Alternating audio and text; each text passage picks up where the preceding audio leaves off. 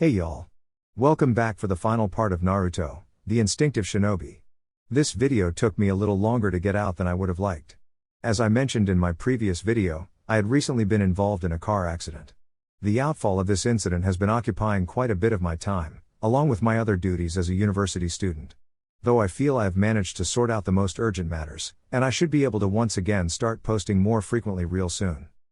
As always, I want to give a huge thanks to all of my Patreons. Making these videos would be impossible without you guys' support, especially given the limitations and restrictions YouTube imposes on my type of content. There are currently about 16 other stories out over there for you guys to enjoy once you finish up with this one. Also, feel free to send me any messages over there if you have any questions or even if you just want to chat. Link to all of that will be in the description. Anyways, everyone, enjoy the video. Chapter 19, War Begins, The Fall of a Sannin. 4 months have passed since the Cage Summit and ultimately since Iwa and Kumo have declared war on the Leaf. True to Naruto's word, his spies have found out that his attack on Orochimaru's base with the DNA needed for his reanimated army did in fact set back Kumo, Iwa and Oto by 4 months.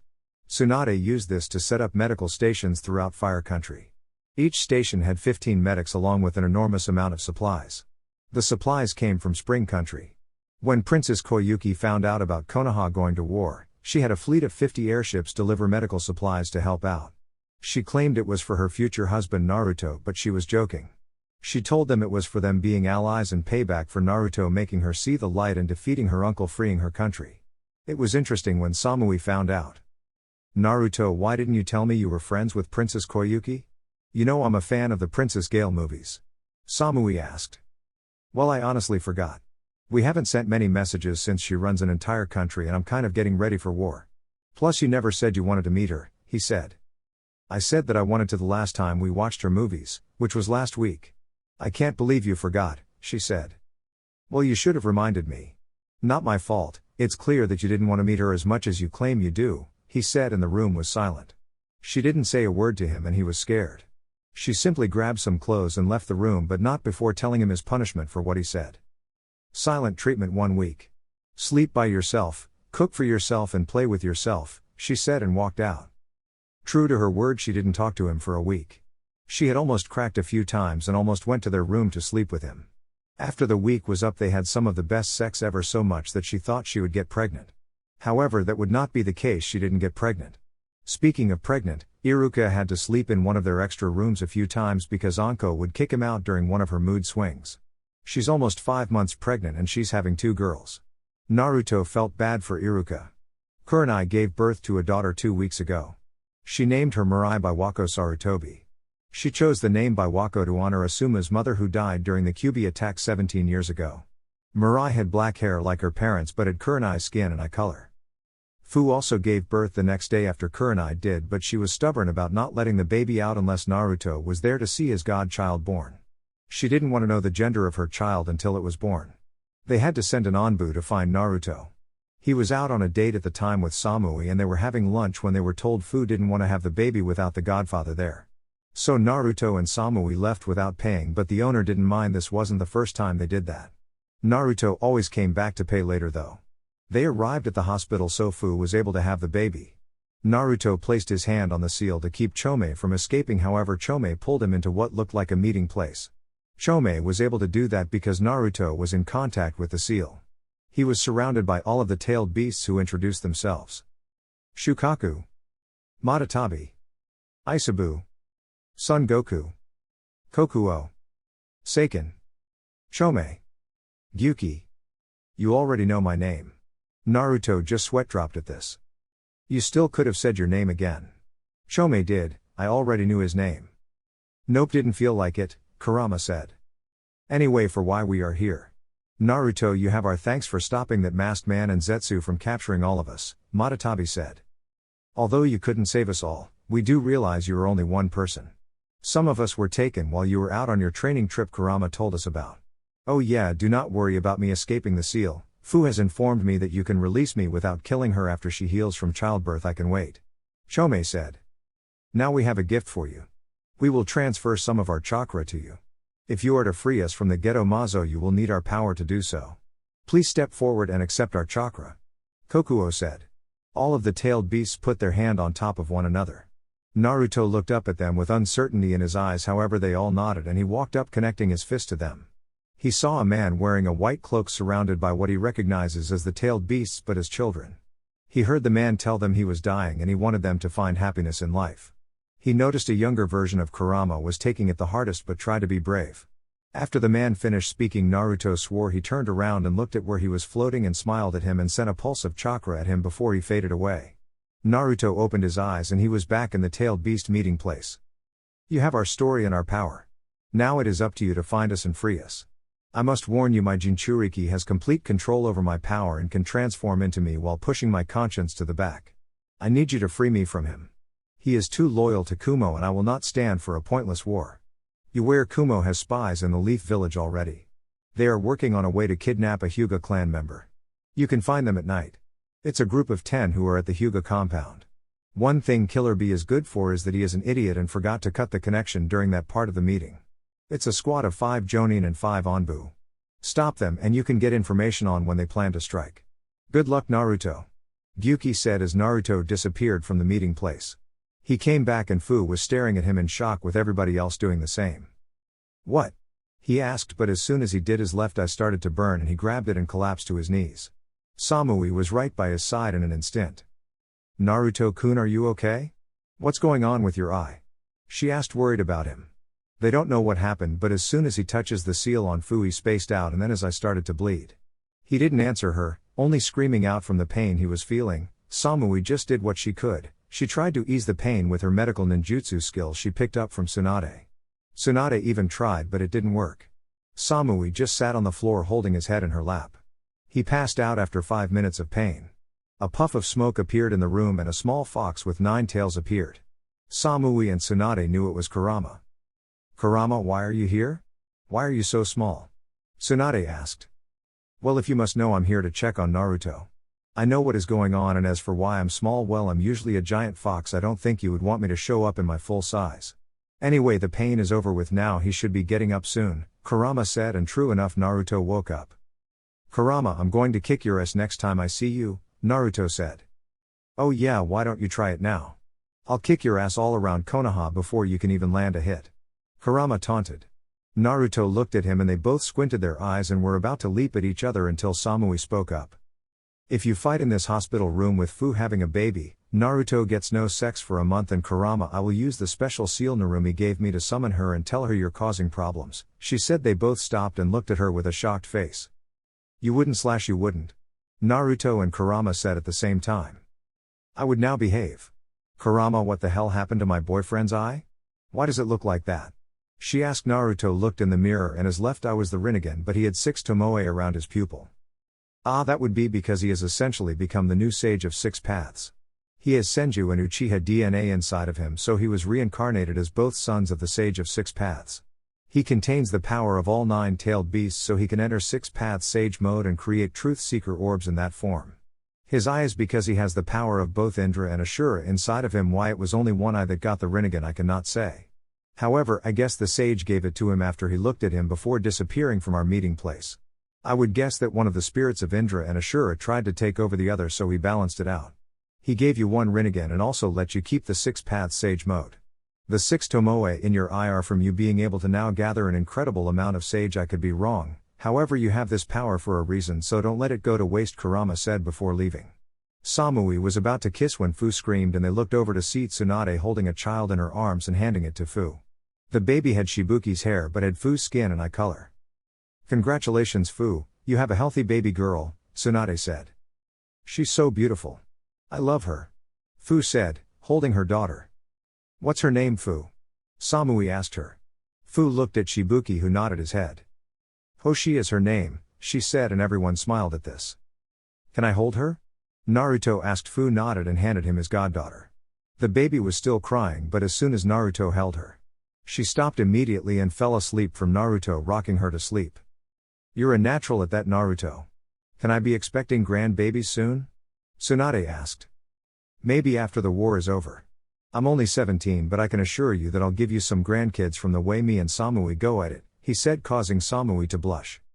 That was 2 weeks ago. Now Naruto is on his way to the front lines. Orochimaru decided to come in first. Samui doesn't want him to go.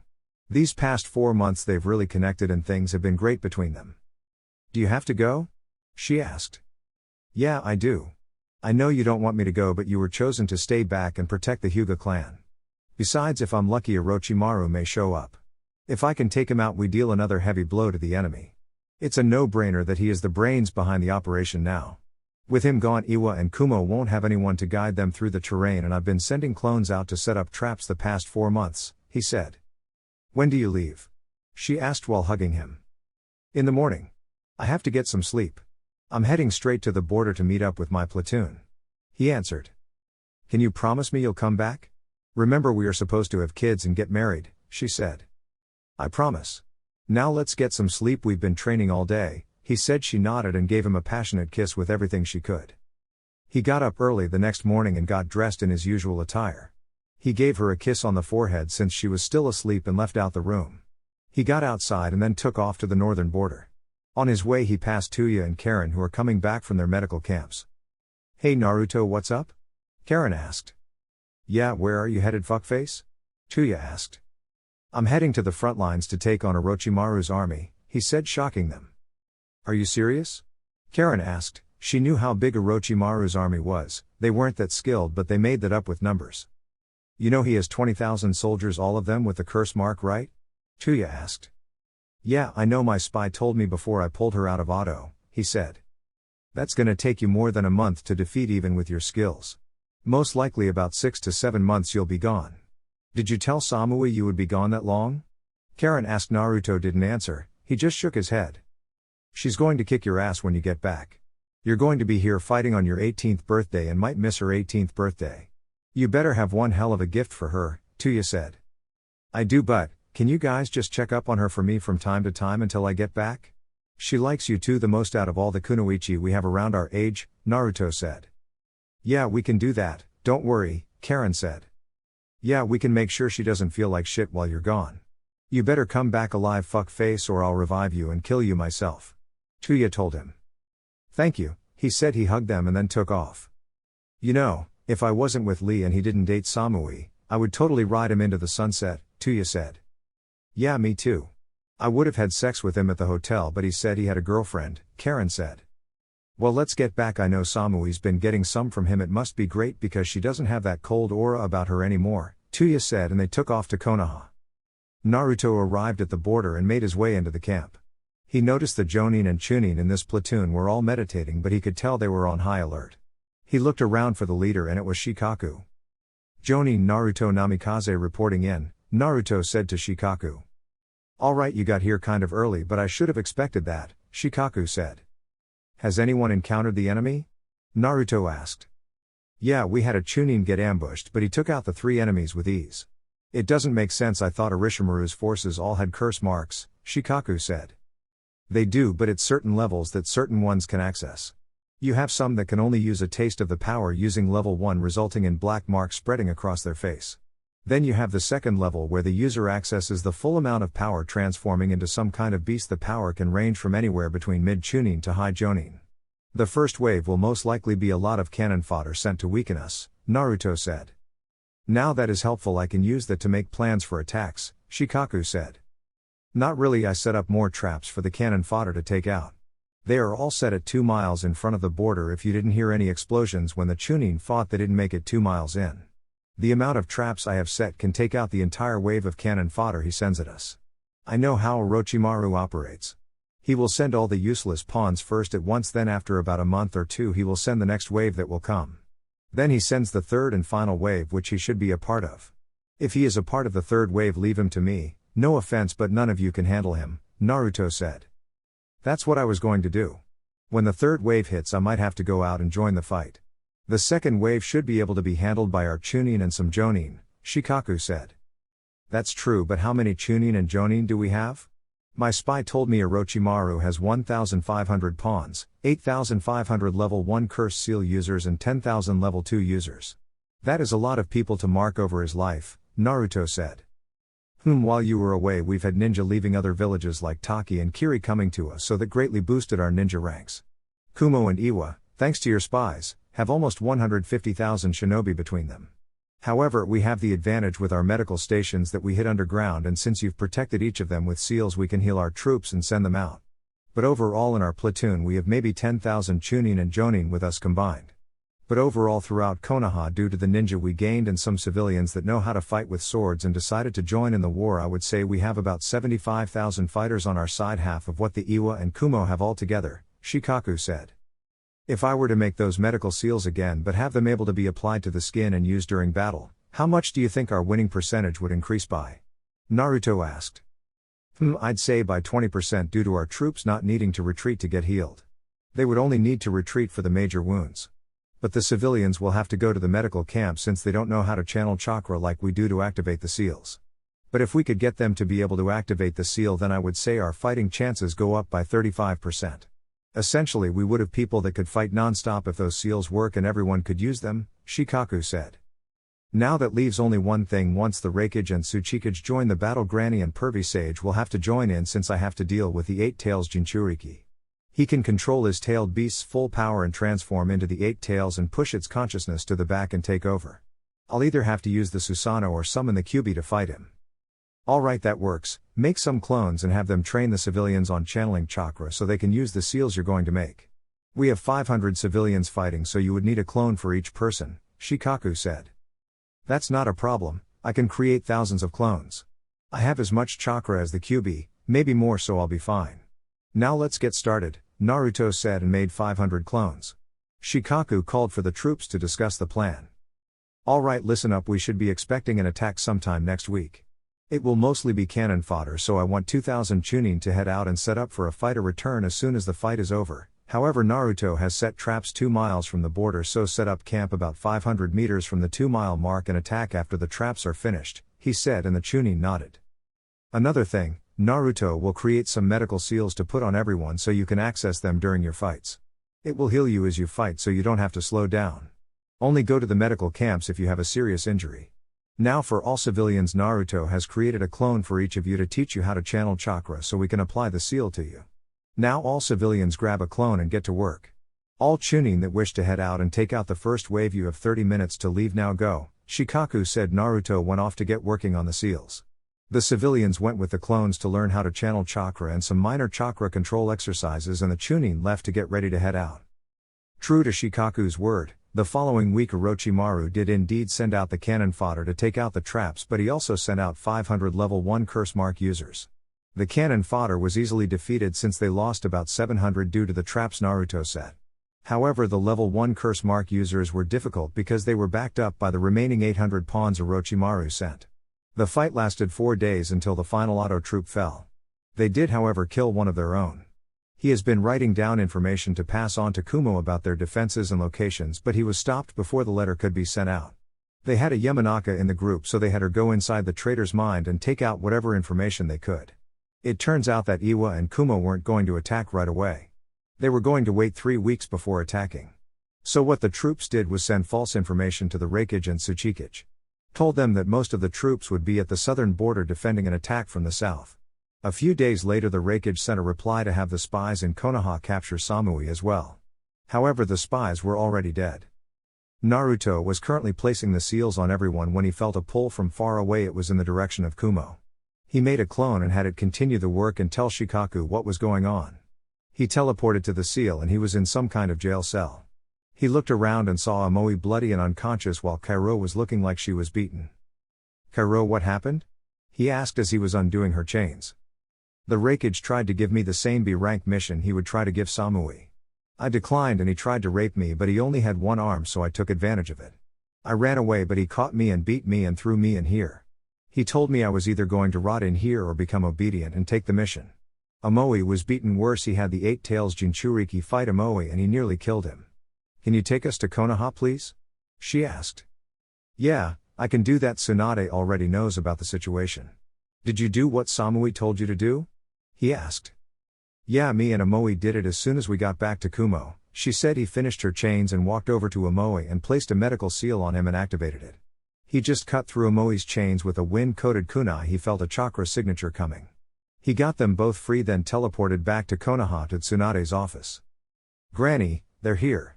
You need to heal Amoe yourself," He has some broken bones and possibly tore muscles, Naruto said. Okay, I'll do it. Are you going to visit Samui? She asked. No, I'm heading back.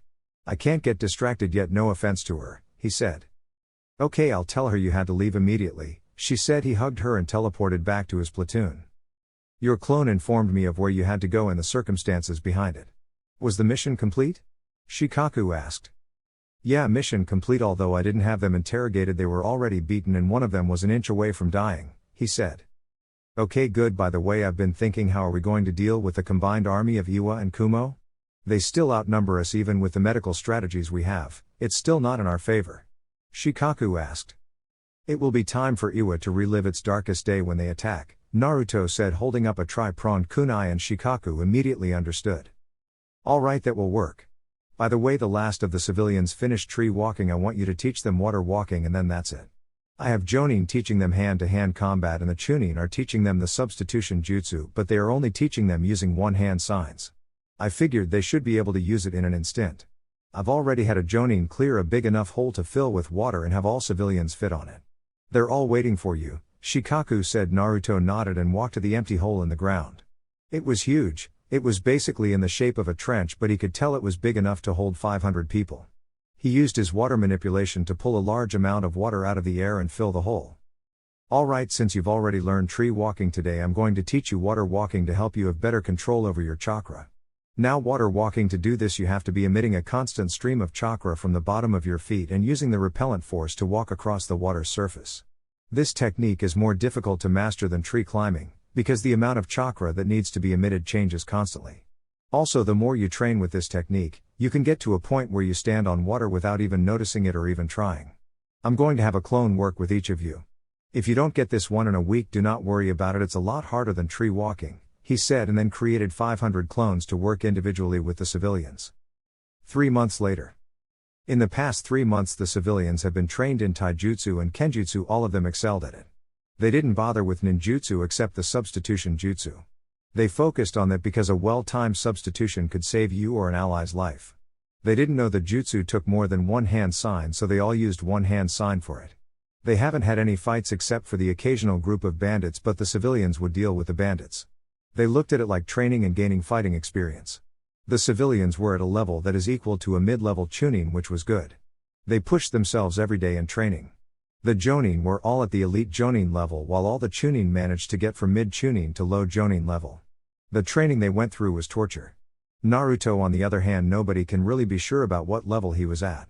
Nobody in the platoon could beat him, but he never bragged about it. Suna also sent over their ninja. Now they had a total of 20,000 troops with them. Naruto was sitting around when the alarm seal went off. He placed one on Otto's side of the border to warn them when the enemy was attacking. He looked at Shikaku, who spoke up. Alright, listen up. The enemy is on the move. This is the level 1 curse seal users. All Chunin and civilians get ready to head out. I want 500 Jonin to go as well, but hide and conceal yourselves. Remember, these are level 1 curse seal users. If they have a level 2 user, whoever is fighting it, back off, and I want a Jonin to take over. After this, the next wave will be level 2 curse mark users, and Orochimaru may be there as well. That means all of us are heading out in the third wave of Otto Shinobi. We take out Otto and we will have the tactical advantage over Iwa and Kumo. Despite them outnumbering us, Suna only spared 10,000 shinobi. They sent some to Kiri to help take out Kumo ships, and the rest are in Suna protecting the village. They still outnumber our total count of troops. We have 85,500 troops and they have about 150,000. Remember to watch your allies back and your own. Now move out, Shikaku said. The Chunin, Jonin and civilians all head out within the hour and head towards the enemy. They all have the medical seal placed on them, even the Suna ninja that came. They should have no problem with the level 1 curse seal users. Naruto was with Shikaku going over battle strategies when a voice spoke up from behind them. So you two are running things smoothly. I'm hearing nothing but good news coming from this camp. Which is funny because your camp is the first line of defense before the others have to do anything. They turned around and saw Tsunade. Naruto activates his Sharingan and checks for a henge or anything but finds nothing. Yeah, we really are going good. We just sent out troops to take on the level 1 curse seal users. We sent all of our Chunin, 500 Jonin and the 500 civilians that volunteered to fight in this war, Shikaku said. How strong are the civilians? I know you didn't have them sitting around for 3 months, Tsunade said. No, we didn't. They are all mid-tuning level. They pushed themselves each and every day for the past 3 months. We had them take out the bandits as practice for fighting, Naruto said.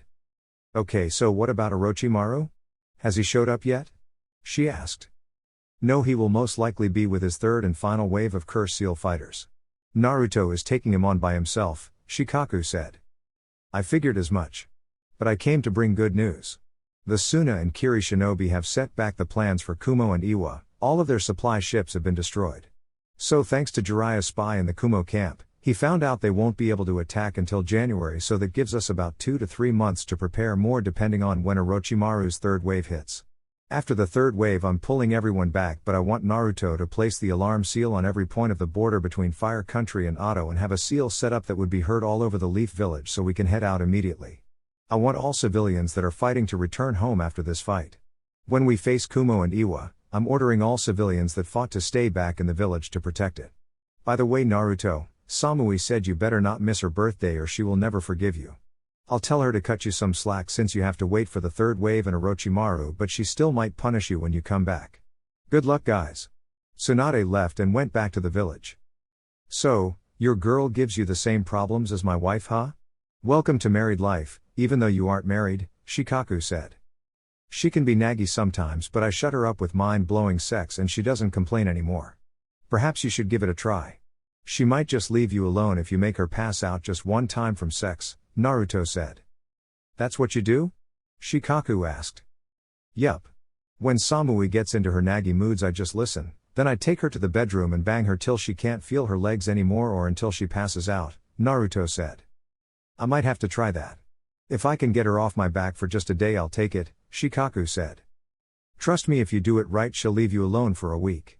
Here I have something that might work for you, he said and unsealed a box of cards and gave them to Shikaku. What are these? Shikaku asked. Sex cards. Read them, you might find some interesting stuff in that box, Naruto said and walked off. 2 weeks passed and the group of shinobi and civilians have not returned. Naruto is sensing the fight from where he is and all of their troops are still alive. He sensed for the enemy and they are down to the last 100 Curse Seal shinobi. The fight should be over within the next day. He hadn't seen Shikaku much lately. He knew why though. Anything that could get his wife to leave him alone for even an hour and he would take it seriously. But to be left alone for a week is like him laying down on clouds. He was broken out of his thoughts when one of the curse-marked shinobi chakra increased. He was going to go, but he noticed it was now 2 new people fighting the level 2 shinobi. It took the 2 jonin 2 hours to beat that shinobi, but they did it. He was going over a battle strategy for Orochimaru. He could just kill him quickly, by then Orochimaru wouldn't really learn anything.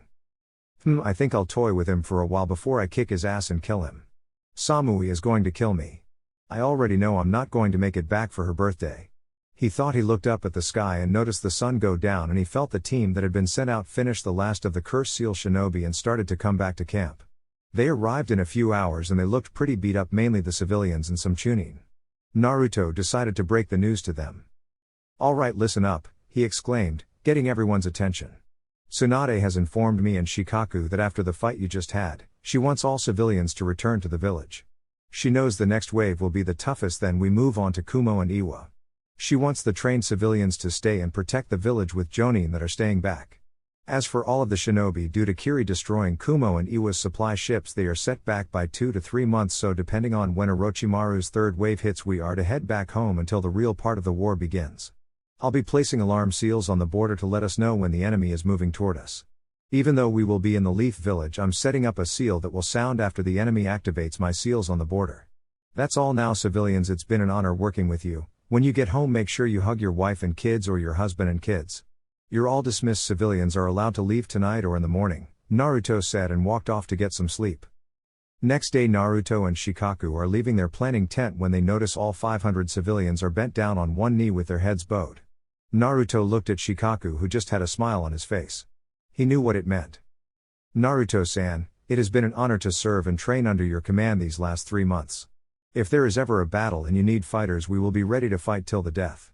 If our children are to ever choose to become a ninja, we hope they turn out just like you. You are an inspiration to us all despite being the youngest person here. We are proud to call you our leader, said a civilian with black hair and brown eyes. After that was said, all the civilians stood up, bowed one more time and left camp to return home. What was that about? I'm not even the leader here, You are, Naruto said. I believe you just got 500 soldiers that will willingly go into battle with you. Also, you just got about 500 votes to become the 6th Hokage. Naruto, I don't know if you've noticed, but despite me being in charge, I've always come to you to discuss a problem and only allowed you to give out orders. That has essentially made you second in command here. I've been testing you to see if you can handle leading an army. It's what you will have to do if you become Hokage. Before I was sent out, Shikamaru spoke very highly of you. He never speaks like that about anybody. He told me you give him strength and desire to get stronger to protect what he holds dearly. It was a surprise to me because most Nara men don't really try to become stronger after they reach his age. After his talk, I went to Lady Tsunade and personally requested you be sent to my camp. You've got my vote as the Jonin commander for Hokage, and if I had to make a suggestion, Shikamaru should be your assistant if you take office, Shikaku said, and Naruto was frozen to the spot.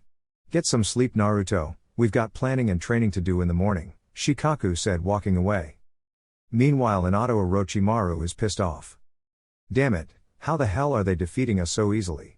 The warriors I'm sending out can easily take on 4 Jonin level opponents single-handedly, Orochimaru said. I guess your troops aren't as good as you say they are. Aniki said. I knew it was a mistake letting you join our side. Your men have been nothing but a disappointment. Had we attacked ourselves, this war would have been over by now, I said. Oh, and how were you going to attack? All of the borders are closed and you can't get any ships to come help, so that left you with only one option, me. But please do not act like my warriors are weak. After all, you've had to seek out medical help for a good amount of your troops since they decided to test my own. Now I'm personally going to join in with the next wave. I want to know what is going on and how they are easily being defeated. I know Tsunade and Jiraiya aren't there, Orochimaru said. It's probably the Namikaze brat. He managed to cut off my arm, so he might be leading them, I said, holding his stump. His best medics couldn't reattach his arm. Although that is a good guess, I doubt it's him. He is easily a cage-level shinobi. The Leaf would not waste his talents on something as pitiful as a couple of foot soldiers. The logical choice would be they have squads of Onbu that are taking them out. However, that Namikaze spawn belongs to Iwa. We will kill him personally, Aniki said. My spies in Konoha haven't reported back yet, so everything must be tight-lipped around there. I'll send another message to see what is going on, I said. You do that. I'm going to get my men ready. They will most likely expect me to attack within the week, however I'll wait 4 months. Give them time to get paranoid and let their guard down. After that you can invade Konoha directly. Aniki gets to kill the brat and Kumo gets a whole clan full of Byakugan users. After you kill the brat Aniki, please remember his eyes are mine, Orochimaru said, and walked away. If we didn't need to go through his borders, I would have killed him by now, I said. I have a feeling he will die when he attacks, but that just means we can take over Otto for our own. If he doesn't die, we just kill him when he returns, Aniki said, and A nodded. Little did they know Naruto and Shikaku already planned for Orochimaru's attack. Orochimaru would soon find out the reason his attacks have failed. In Konoha, Tsunade was in her office with Jiraiya, Shizune and Elder Homura. Jiraiya, have you heard anything from your spies in Otto or Kumo? Tsunade asked. No, I haven't. The last thing I heard was what I told you before. I pulled my spies out like Naruto did. I'd rather have them alive and safe than possibly dead, Jiraiya said. Wouldn't them being in with the enemy be helpful right now? Shizune said. You are right, young Shizune. However, like all nations during the past wars have done, there is a code that gets passed around and it changes every month. With the spies having to leave to send off a message every month, they would be caught and interrogated until they tell everything they know. Jiraiya and Naruto pulling them out was a smart thing to do. We know their battle strategy already, as well as Kumo and Iwa being delayed. We have no need to keep the spies in enemy territory. By the way, did we get anything else from the spies from Kumo? Homura asked. No, they were only sent here to get battle plans and kidnap some Hyuga members as well as Samui. However, the spies decided to stay too close to the Hyuga compound and were caught, interrogated and then executed. They wouldn't have gotten any battle plans because outside of the camps we have set up, I don't know what's going on except from the last visit I got. I left the planning to Shikaku, Tsunade said, and somebody knocked on the door. Enter, Tsunade said, and walked Hanabi, who was recently made Chunin after the Pain invasion. Lady Tsunade, the 500 civilians you sent out to fight have returned. This is the report that I collected for them, Hanabi said, handing Tsunade the report. It was 3 pages long and usually reports are shorter than that for her. Thank you, Hanabi, you may leave now, Tsunade said. Hanabi bowed and left, but Jiraiya spoke up before she could leave out the door. Hanabi, what do you think about toads? he asked, and they all saw her freeze for a second before answering. They are disgusting creatures and I wouldn't be caught near one ever in my life, Lord Jiraiya. She replied before leaving. She went to check up on the toads she took care of at a pond hidden behind the Hyuga compound. Oh yeah, she's the one, Jiraiya said. What do you mean Jiraiya? Homura asked. She's getting the toad contract. Gamabunta asked Naruto to find a toad contract successor and he found Hanabi. She actually loves toads but doesn't want anybody to know. I'll give it to her when Naruto's back from the front lines, Jiraiya said. Well, Naruto will be getting a lot of praise when he gets back, that's for sure. Read this report from the civilians, Tsunade said, handing the report to Jiraiya and Homura to read. They both had a shocked look on their face. It seems Hiruzen was right to leave the village in his hands, Homura said. So, when are you giving him the hat, Tsunade? Jiraiya asked. Maybe in about 2 years. There are still some things he needs to learn. He can lead a team that's proven, but running an entire village is something else. Besides, I'm in no rush to give up the hat. It pays good money, although I don't need it. Plus Shizune isn't financially stable yet, with Izumo constantly declining the promotion. He thinks I'll take him off gate duty, she said. I can't believe him and Kotetsu actually like that job. The amount of time they spend sleeping there, you would think they hate it, Jiraiya said. Actually, Izumo likes to sleep there because according to him, Shizune keeps him up all night.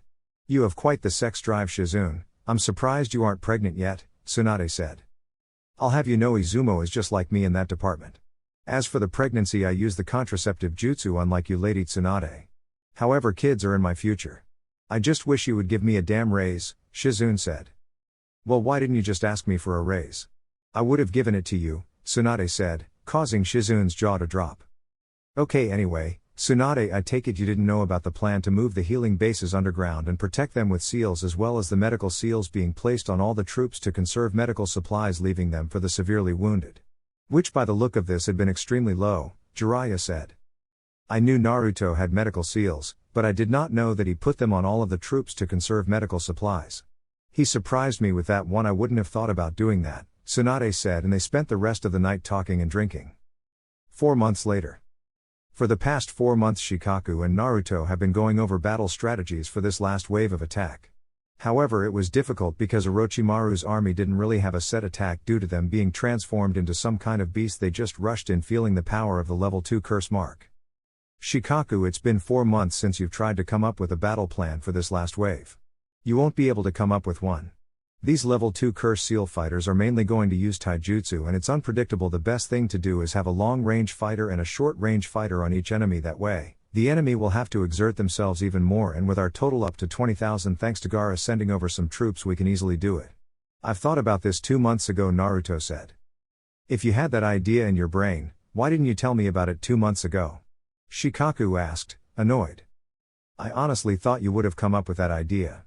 Then again, you are a Nara, so simple plans aren't really your thing.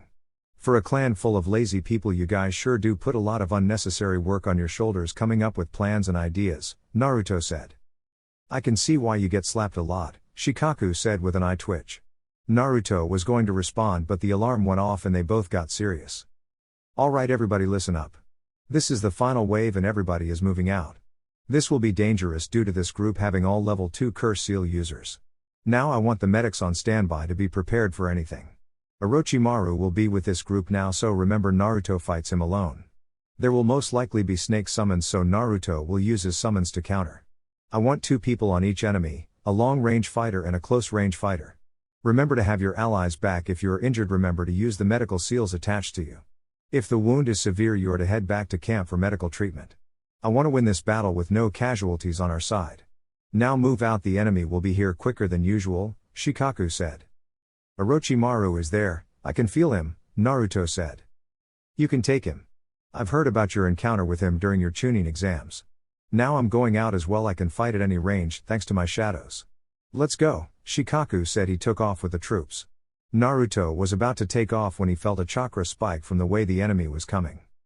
Orochimaru must have used the summoning jutsu, and given the amount of chakra I felt, he must have summoned a lot of battle snakes and another that feels like a boss summon. But the dragons told me Manda was dead. He thought he summoned his dragons and foxes. In front of him was Helios, Viserion, Bob and Shadow for the dragons. For the foxes he had Narumi, Scarlet, the 3 Omega brothers and the other 2 battle foxes he summoned during the Auto invasion. Naruto, it's good to see you again. How may we help you? Helios asked. I'm in the middle of a war and Orochimaru's attacking. He summoned his snakes and I figured you all could use a good fight. I'm heading to the battlefield now. All of the other fighters have already left and started fighting. The summons haven't gotten there yet, but they will be soon, Naruto said. I like you more and more every day, Naruto. Let's go, Helios said, and Naruto jumped on Scarlet's head and they all took off towards the battlefield. They arrived and Naruto spotted the snake summons, and it was enough for each of his summons to fight twice. What got him confused was the snake Orochimaru was standing on. It seems I've figured out why my minions have always died so quickly. It seems you are the reason, Naruto, Orochimaru said. That's where you're wrong. This is my first time coming to a fight. Your minions, as you called them, were taken out by civilians, Chunin and some Jonin, Naruto said. You expect me to believe that civilians had a part in eliminating my forces? Kukaku, you must think I'm crazy, Orochimaru said. Nope, it's the truth, but believe what you want. So who's your new friend? He looks like Manda, but I know Manda is dead, Naruto said. This is Manda the Second, Orochimaru said. Seriously, that's the best name you could come up with? So what's so great about this one? Naruto asked. This one, unlike the first Manda, is extremely loyal to me. I created him from Manda cells I've collected. As you can see, he is a lot larger than the original, however that's not the best part. You see, he has claws along his body and his fangs are poisonous. This one is bigger, faster and has better senses than the original one, Orochimaru said. Okay then, Helios, you take Manda Jr. over there, the rest of you take out the other snakes. After that you guys can leave, Naruto said. His summons took off to fight and he jumped off Shadow.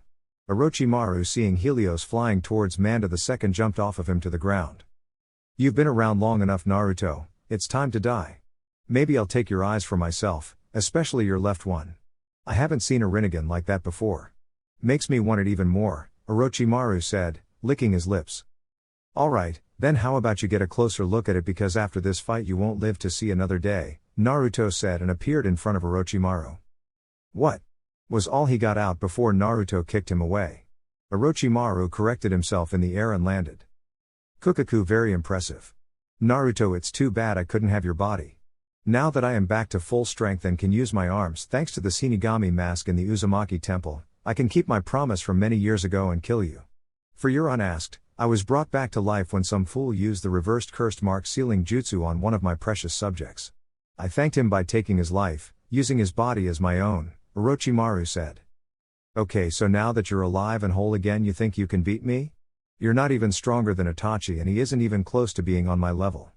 Besides, you haven't even noticed the genjutsu you're in.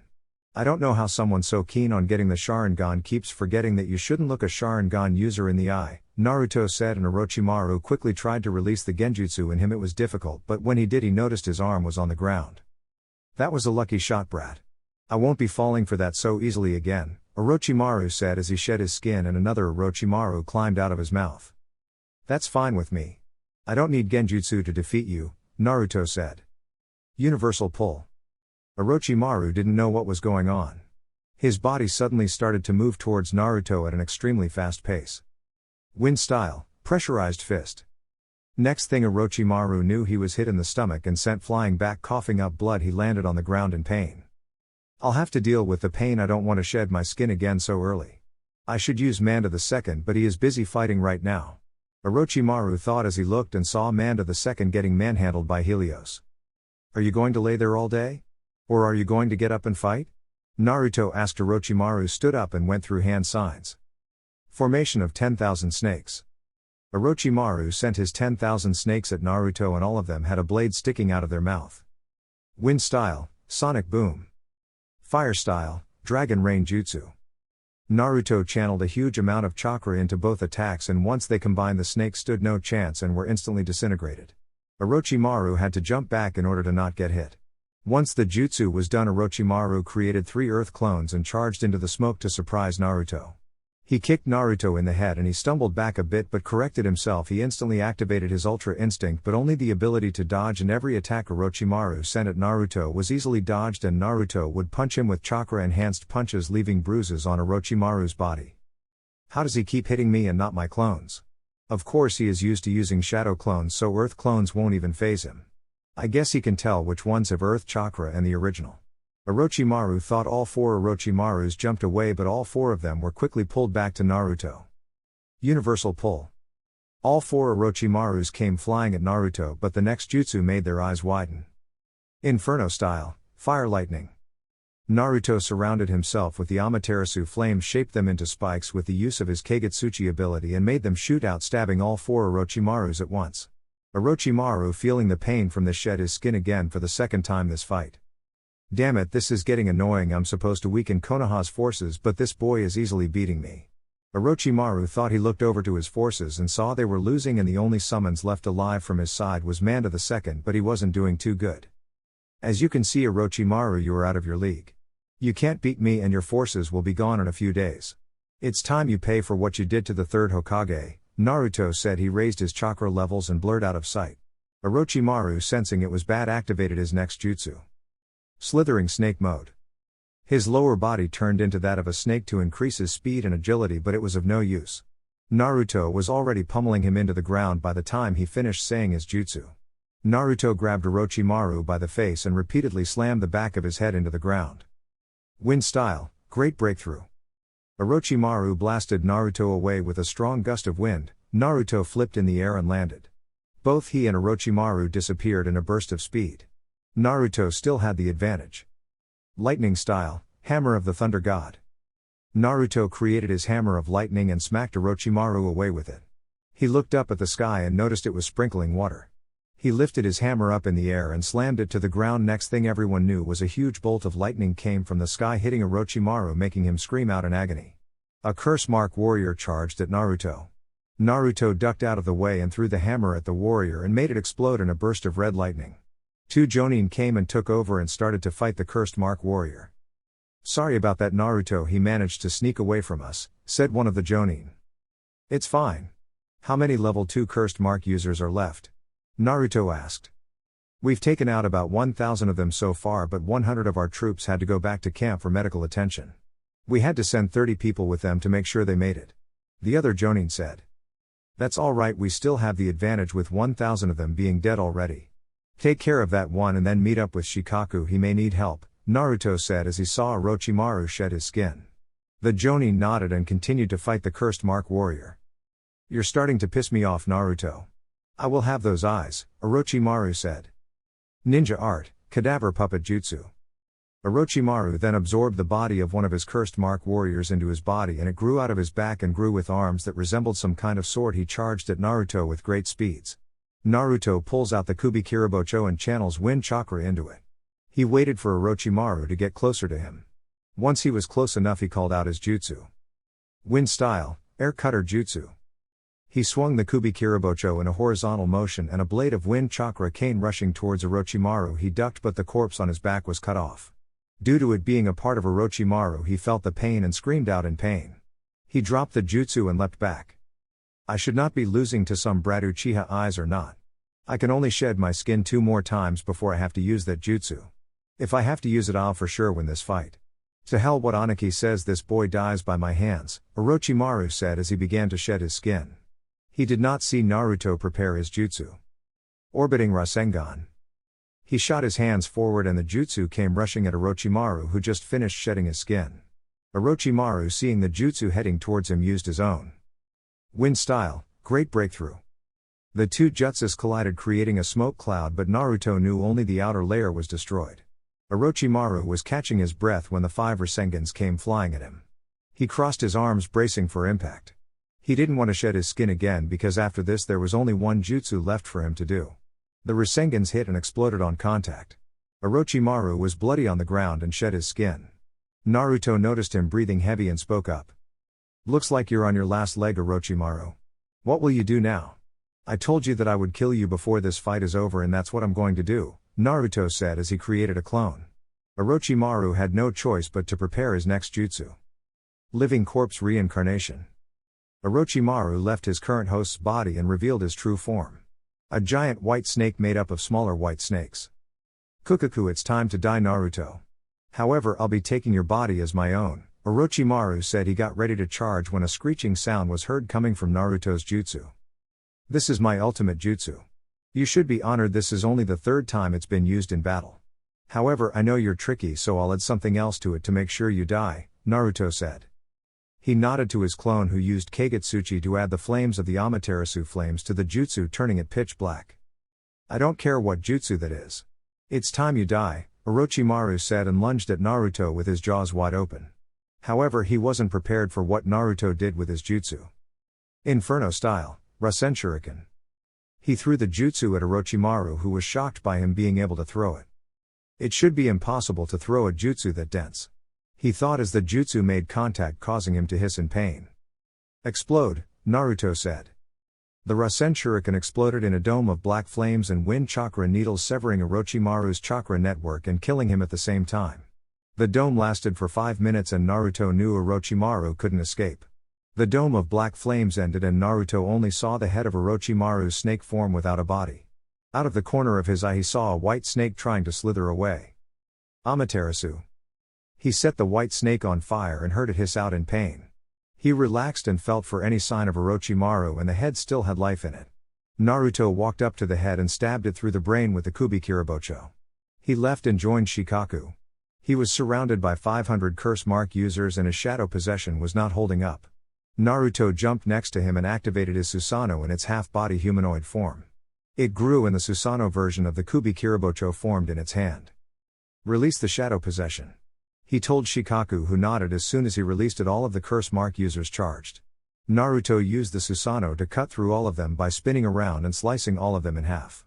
More came and Naruto did it again. He killed off 1,000 of the warriors and noticed the shinobi forces were working faster than he thought. With the 1,000 he took out, they were down to less than 3,000 enemies. I must have overestimated the strength of the enemy. With this, if they fight all night they will be done in the morning. Naruto thought. You know, if they fight through the night they should be done in the morning, right? Shikaku said. Yeah, I know. Instead of us heading back right away we should wait a week and relax to give the troops a break. We won the first major fight of the war and with no deaths, only critically wounded who were immediately taken off the battlefield to the medical camp, Naruto said. I can use a week off. I've actually had to do work. I don't want to go home and get yelled at by my wife. I love Yoshino and all, but I need my space from her. Speaking of which, you missed Samui's birthday. I feel bad for you, Shikaku said. Don't worry, I'll be fine, hopefully. She'll probably make me sleep in another room.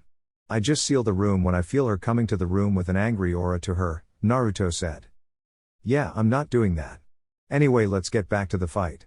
I want to finish this up and get back to camp to relax, Shikaku said. You go ahead, we have a spy running towards Oto. Most likely a Kumo spy, I'll take care of him then join the rest of you. Shikaku nodded and took off. Naruto activated his 6th path Sage mode and took off towards the spy. He reached the spy in a matter of seconds and the spy had no time to react as Naruto killed him. He turned the body over and took off the mask. It was C from the Cage Summit. You shouldn't send one of your best fighters out to spy A. You should use a pawn you don't mind losing. Now let's see what you have. Naruto thought as he searched the body of C and found his mission. He was to spy on the battle and if possible kill Orochimaru and sneak into Konoha's camp. Naruto also found out they have an extra month to prepare, so instead of expecting an attack in February, they won't be attacked until March. Naruto burned the body of C and returned to the battle. The next morning all of the shinobi from Suna and Konoha were heading back to camp. They defeated all of the curse mark users and made sure to burn all of the bodies.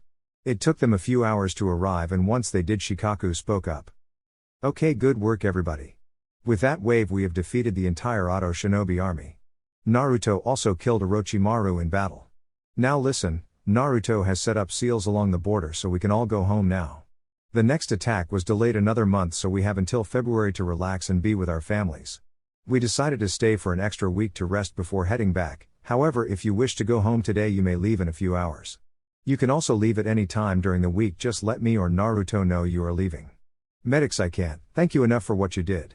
If any of you want a hospital job or need a reference, feel free to put your actions during the war on the slip and add either me or Naruto's name as a referral. After today I am no longer the leader of you all. Next time the Hokage will be handing out orders before heading to the battlefield. Now get some rest, you all earned it, Shikaku said and walked away. Naruto stayed back to keep track of who already left. The entire medic team left. Most of them were civilians trained in the medic program and had families to go home to. All of the Suna shinobi left, they wanted to return home quickly and half of the shinobi from Konoha left. So only Shikaku, Naruto and 5,000 Leaf Shinobi remained. A few days go by and all the other shinobi have left, leaving Shikaku and Naruto behind to clean up any important files. So, are you ready to go home and face your girlfriend who will undoubtedly be pissed off at you for missing her birthday that was last week? Then you decided to stay an extra week. I feel as if you are going to be sleeping by yourself the entire time we're back, Shikaku said as he sealed up more documents. You're worried about me, you should be more concerned about your skull. Shikamaru told me about how your wife uses a frying pan on your head. Samui just yells at me a lot when she's angry, never uses physical contact. I can easily make up to her when she's mad. I have the perfect gift for her when I get back. By the way, I never asked. How did Yoshino take it when Shikamaru brought Temari over? Naruto asked. They bonded instantly, but I must say I like her as well. Strong women, independent, and she lets Shikamaru have his quiet time even if it's for an hour. He appreciates it. I've never heard them argue other than the typical Nara forgetting about a date or something. Other than that, they are doing really well together, Shikaku said. Shikamaru told me about how she lets him use his privacy barrier. Good for him, Naruto said. Yeah, I used mine one time and Yoshino thought I was abducted since she couldn't see me. I like it since we're in a war, maybe she'll let me use it more often, Shikaku said. Naruto just nodded his head and left to seal up the medical supplies and seal the entrance to the medic station. 3 days pass and they are headed back to Konoha. Are you ready to go to Shikaku? Naruto asked. No, but I have no choice but to get back. Otherwise Yoshino will come hunt me down and drag me back, Shikaku said, and Naruto laughed at him and they left. In Konoha, Tuya, Karen, Kurenai, who had Mirai with her who was now 7 months old, Samui and Tsunade were all enjoying a nice lunch at Ayame's restaurant when a huge crowd of civilians ran by shouting about the front gate. Lady Tsunade, do you know what's going on? Tuya asked. Yeah, I've never seen civilians run this excited about anything, Karen said. I don't know, but I'm not getting in the middle of it. I need to head back to the office. Samui, can you be my bodyguard to the office? I don't want to hear Shizune's mouth about me being out with no backup, Tsunade said. Yeah, I can do that, Samui said. Lady Tsunade, can I speak with you? Tsunade looked up to see Yoshino Nara standing there with a worried and pissed off look on her face. Sure, me and Samui were heading to my office. You can join us, Tsunade said, and the three of them left. So, do you want to go see what the crowd is about? Karen asked. Nope, Lee just got back 2 days ago. I gave him a break, now it's time for me to rock his world, Tuya said. Okay, I'm gonna go home now. I didn't need to know that, Karen said. You know, Karen, if you want, me and Lee can always use an extra body, Tuya said. Sorry, but I already have a boyfriend, Karen said and left quickly. Who the hell is she dating? Oh well, not important right now. I have a boyfriend at home that I need to get some attention from, Tuya said as she went home. Meanwhile, Shikaku and Naruto just reached the front gate and were met with cheers and confetti was thrown. It's not every day that a group of random civilians join the war and come back strong enough to become a chunin. Even the medics were in the crowd. Naruto couldn't help but smile at this. As much fun as this has been, we need to hand in our report. So can you all please head back to what you were doing? Shikaku asked. Hi, Captain. Was all he got in return, and the civilians and medics left. Want a shunshine to the office to avoid another mob? Naruto asked. Shikaku nodded and melted into his own shadow. Okay, now that was cool, Naruto said and disappeared in a swirl of water and lightning. In Tsunade's office, Yoshino was asking questions. Didn't you say that the first battle was officially over? Why isn't Shikaku back? You think he ran off with some war slut? When he gets back, I'm going to beat him so bad with my pan he won't want to leave the house again, she said. Before Tsunade could respond, two voices were heard. I'm telling you, water and lightning is way better than just sinking into a shadow, Naruto said. I'm telling you that just sinking away gives off a more mysterious feeling, Shikaku said as they both arrived in the office. As soon as Shikaku appeared, he was her upside the head with a frying pan. Shikaku, Nara, where have you been? Yoshino yelled. I was at the camp cleaning and making sure everything was secure with Naruto. We sent the troops home first since we didn't need to do any more fighting. Shikaku asked.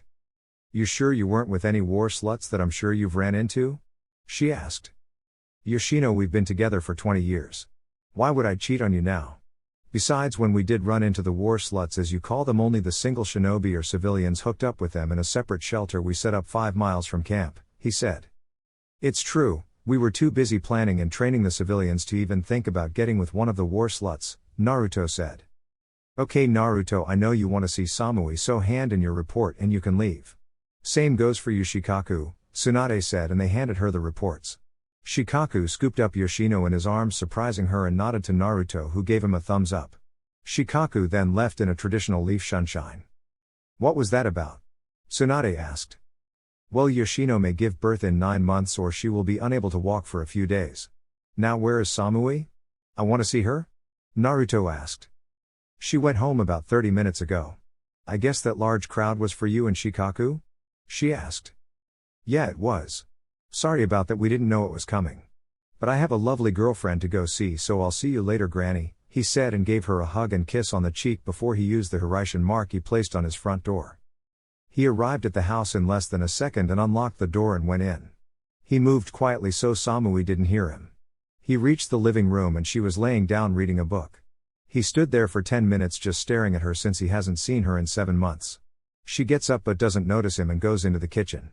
He uses this time to sneak upstairs.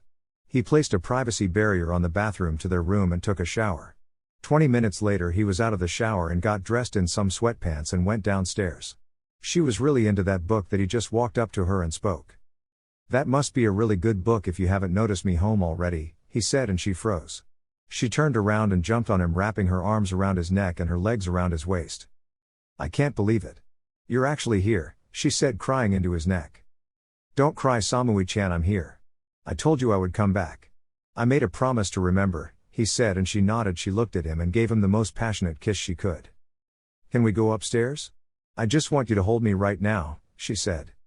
Of course, he said, and carried her to their bedroom. He opened and closed the door with his foot since they both like sleeping with the door closed. They laid down and she had her back to him with his arms wrapped around her. She fell asleep instantly and he joined her 5 minutes later. They woke up after a few hours and it was almost 8 p.m. and they didn't want to get out of bed, so they just laid there with her head on his chest. I'm not mad at you, Naruto, Samui said. That's good, I thought I was going to get the silent treatment and have to sleep in a different room, he said. I wanted to be mad at you, I really did, but I just couldn't. I know you didn't miss my birthday on purpose. I had to remind myself even after Tsunade told me what was going on that you're fighting to protect the village and by association me, she said. I would have came back if I had a choice. I didn't want to miss it, but I had to. I thought about you every day for the past 7 months, he said. I thought about you too, Naruto-kun.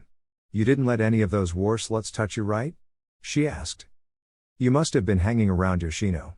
But to answer your question, no, I didn't let them touch me. I didn't even leave the camp until I went to save Omoi and Kairo and had to go fight Orochimaru, he said. Yeah, I know. Speaking of Omoi and Kairo, they have picked out a house here and moved in. Turns out on their way back to Kumo they got together during a storm that hit. The hotel room only had one bed and Kairo was cold, so Omoi offered to hold her, and then from what Kairo told me she looked up and just started to kiss him, Samui said. I always knew they would get together. I felt the emotions that they had for each other when you first arrived, Naruto said. Well, can you tell what I'm feeling? She asked and slid her hand down his pants. I think I might know. It's probably the same thing I've been feeling for the last 7 months, he said as he took off his clothes, and she did the same. They went at it like rabbits in heat until 2 a.m. and Samui couldn't feel her legs and knew she would be walking with a limp the next day. Before I pass out you need to go see Kurenai and Anko tomorrow, she said, and after that she was out cold. I guess I'm going to see my sisters tomorrow, he said before falling asleep as well. Author's note, alright guys, so basically chapter 20 is kinda only really a filler chapter in between the war arc. The only notable thing that happens in this chapter is that Naruto and Samui get engaged. The reason I am not going to include this chapter is that it's really only full with lemons and smut talk. If I kept it in here on YouTube, it would get the video age restricted or taken down, and lead to a boatload of other problems. So anyways, I'm going to just jump straight to chapter 21. As I said, the only notable thing that happened was Samui and Naruto getting engaged. If you are a Patreon, you can find this chapter out over there. Anyways, on to the next chapter. Chapter 21, Crumbling Stone. 1 month later. A month after returning, Naruto is sitting in Tsunade's office with his grandparents discussing the upcoming fight against Iwa and Kumo. So Naruto, we know you have to fight the Jinchuriki of the 8 Tails, but what about everything else? The Raikage and Tsuchikage will also be on the battlefield. How do we deal with them? Tsunade asked. She was going to leave the planning up to Naruto. She decided after the war was over she would hand over the title of Hokage to him. She's had the hat for 4 years now, but she wanted kids and a family. Jiraiya was already retiring after the war, so she figured she should retire as well. Well, I was thinking that you and Gaara should take on the Tsuchikage. With Gaara's sand and your wood style, I figured out you two can counteract his particle style. Jiraiya should take on the Raikage. His lightning armor makes him fast, but, with your Sage mode from how you described it, should be able to let you react faster to it. I recommend you head back to Mount Myaboku to continue your Sage training. Use shadow clones to help, but only use 4, that's how I mastered Sage mode, Naruto said. I can already use Sage mode, Naruto. You've seen me use it. Why should I go back to train in it? Jiraiya asked. Because, you may be a Sage but it's incomplete. You still need to summon Fukasaku and that other toad to enter Sage mode. You need to learn how to do it yourself. In a battle against the Raikage, speed is crucial and you need to take time to enter Sage mode by summoning them. You complete your Sage training and with the use of shadow clones, you can just dispel one and instantly enter Sage mode. I don't know if you'll be able to enter Sage mode instantly like Hashirama did, but the use of clones will make up for it, Naruto said. He's right, Jiraiya. But now that we have our matchups, what about everybody else? We still have to worry about their bodyguards, who are most likely stronger than an elite Jonin, Tsunade said. No, their bodyguards are not that strong. The only one we should worry about is Daru. I recommend putting Asuma and Yugao against him. Yugao is our best Kenjutsu user after me, and Asuma with his wind use can cancel out Daru's black lightning. As for Kurotsuchi, she has the lava Kekkei Genkai, so she uses fire and earth jutsus. I would recommend we use Fu, but she retired, so the next best thing is Karo. She has a strong water and lightning affinity, not strong like Fu but it's close. As for Akatsuchi, we can let Amoe handle him. Akatsuchi is an earth user, Amoe can cancel him out with his lightning jutsus. We don't have to worry about C, I already killed him after the third wave against Orochimaru's forces. He was sent to gather information on who was defeating the army so quickly and easily. I tracked him down and killed him. Which reminds me, the attack won't happen until March. I guess Kiri stopping the ships did more damage than I expected, Naruto said. Okay, this gives us something to work with. I'll still have Jinan, Chunin, Jonin and Anbu guard the village. I was thinking about putting Izumo and Kotetsu in charge of their own post. The Hyuga clan have agreed to guard the village by putting 3 Hyuga members at weak points in the village. The Inuzuka have offered to have some of their tracker dogs join them on the patrols to sniff out anything foreign. The Aburame clan has decided to come to the front lines and fight, Tsunade said. That's good. What about the Yamanaka, Akimichi and Nara clans? Jiraiya asked. They will also be on the front lines fighting. The Inuzuka clan was split, half will stay back and half will go out to fight. Now when you fight the 8 tails Jinchuriki, how will you deal with the tailed beast bomb? From what I've heard, that's the only tailed beast that can supercharge one, Tsunade said. I can just teleport it away with the Hiraishin, Dorai. I can send anything away with it, so a tailed beast bomb won't be a problem. The difficult thing is me fighting him without killing him. I need to remove the 8 tails from him. After I remove it, I need to see how he feels about Kumo starting the war. His answer will determine if he lives or not, Naruto said. Then you will most likely have to kill him. Despite his weird way of talking and easygoing attitude, he supports whatever A does and doesn't see anything wrong with it. But anyway, Naruto and I have something to do. I'll be back later, Tsunade, Jiraiya said as he and Naruto left her office. What the hell do they have to do? Tsunade asked herself. Hyuga compound. Jiraiya and Naruto arrived at the Hyuga compound and were greeted by the gate guards. Jiraiya-sama, Naruto, how may we help you? The left guard asked. We don't really have an appointment. It's more of a surprise for my little firecracker, Naruto said. Sorry, but we saw her enter the compound, but we don't know where she went. She just disappears for about 2 hours every day. The right guard said. Don't worry, I know where she is. May we enter? Naruto asked. Of course. The guard said and let them into the compound. They entered and they ran into Neji, Hinata, and Hiashi. Naruto, what are you doing here? I didn't know you were back. Hinata asked and hugged him. Naruto was scared because if he remembered correctly, all the slapping started with Hinata. Well, the thing is, I've been back for a month now. But we're here to see Hanabi, he said and hid behind Jiraiya. Hinata has a sweet smile on her face and Neji and Hiashi backed away. Naruto, can you come here please? She asked sweetly and he shook his head.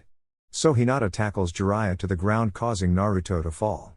She jumped on him and started smacking him and yelling at him. While this was going on, Jiraiya made his way to Hiashi and Neji. She's going to be disappointed when he stands up, Jiraiya said. Why would you say that? Hiashi asked. Yeah, I can tell she's adding chakra to those slaps of hers, Neji said. You'll see. Just wait, Jiraiya said. 5 minutes of non-stop slapping. Hinata stood up. Now next time you come back you'll tell me, right? She asked threateningly, and Naruto could only nod and groan. Good, she said happily. So why are you here for Hanabi? She asked him. Hiashi, Neji and everyone watching what just happened were shocked. Naruto just stood up like nothing happened to him. I know I added chakra to those hits. Why the hell isn't he hurt? Hinata thought. Actually, it would be better if I showed you. Now everyone grab onto me and we can go get Hanabi, Naruto said. Neji, Hinata, Hiashi and Jiraiya grabbed his shoulders and he teleported to the Hiraishin marker he had Midnight Place when he sent him to spy on her. That's how he knew she was playing and taking care of toads. Secret pond. Hanabi was sitting around playing with the toads and talking to them. Tatsu, you need to slow down on eating, you might choke. Kichi, you need to stop acting so mean to Tatsu. No more stealing his food, she said. Jiraiya, standing behind her, was shocked because he knew these toads were the kids of Gamabunta, the toad boss. Naruto decided to speak up. Well, isn't this a nice sight, my little firecracker? I thought you said you didn't like toads, he said with a smile. Hanabi froze. How did you find me? She asked as she turned around and saw them behind her. I've always known you were back here. I had Midnight spy on you one day when you were acting like you were in a rush. I had him place a Hiraishin marker back here.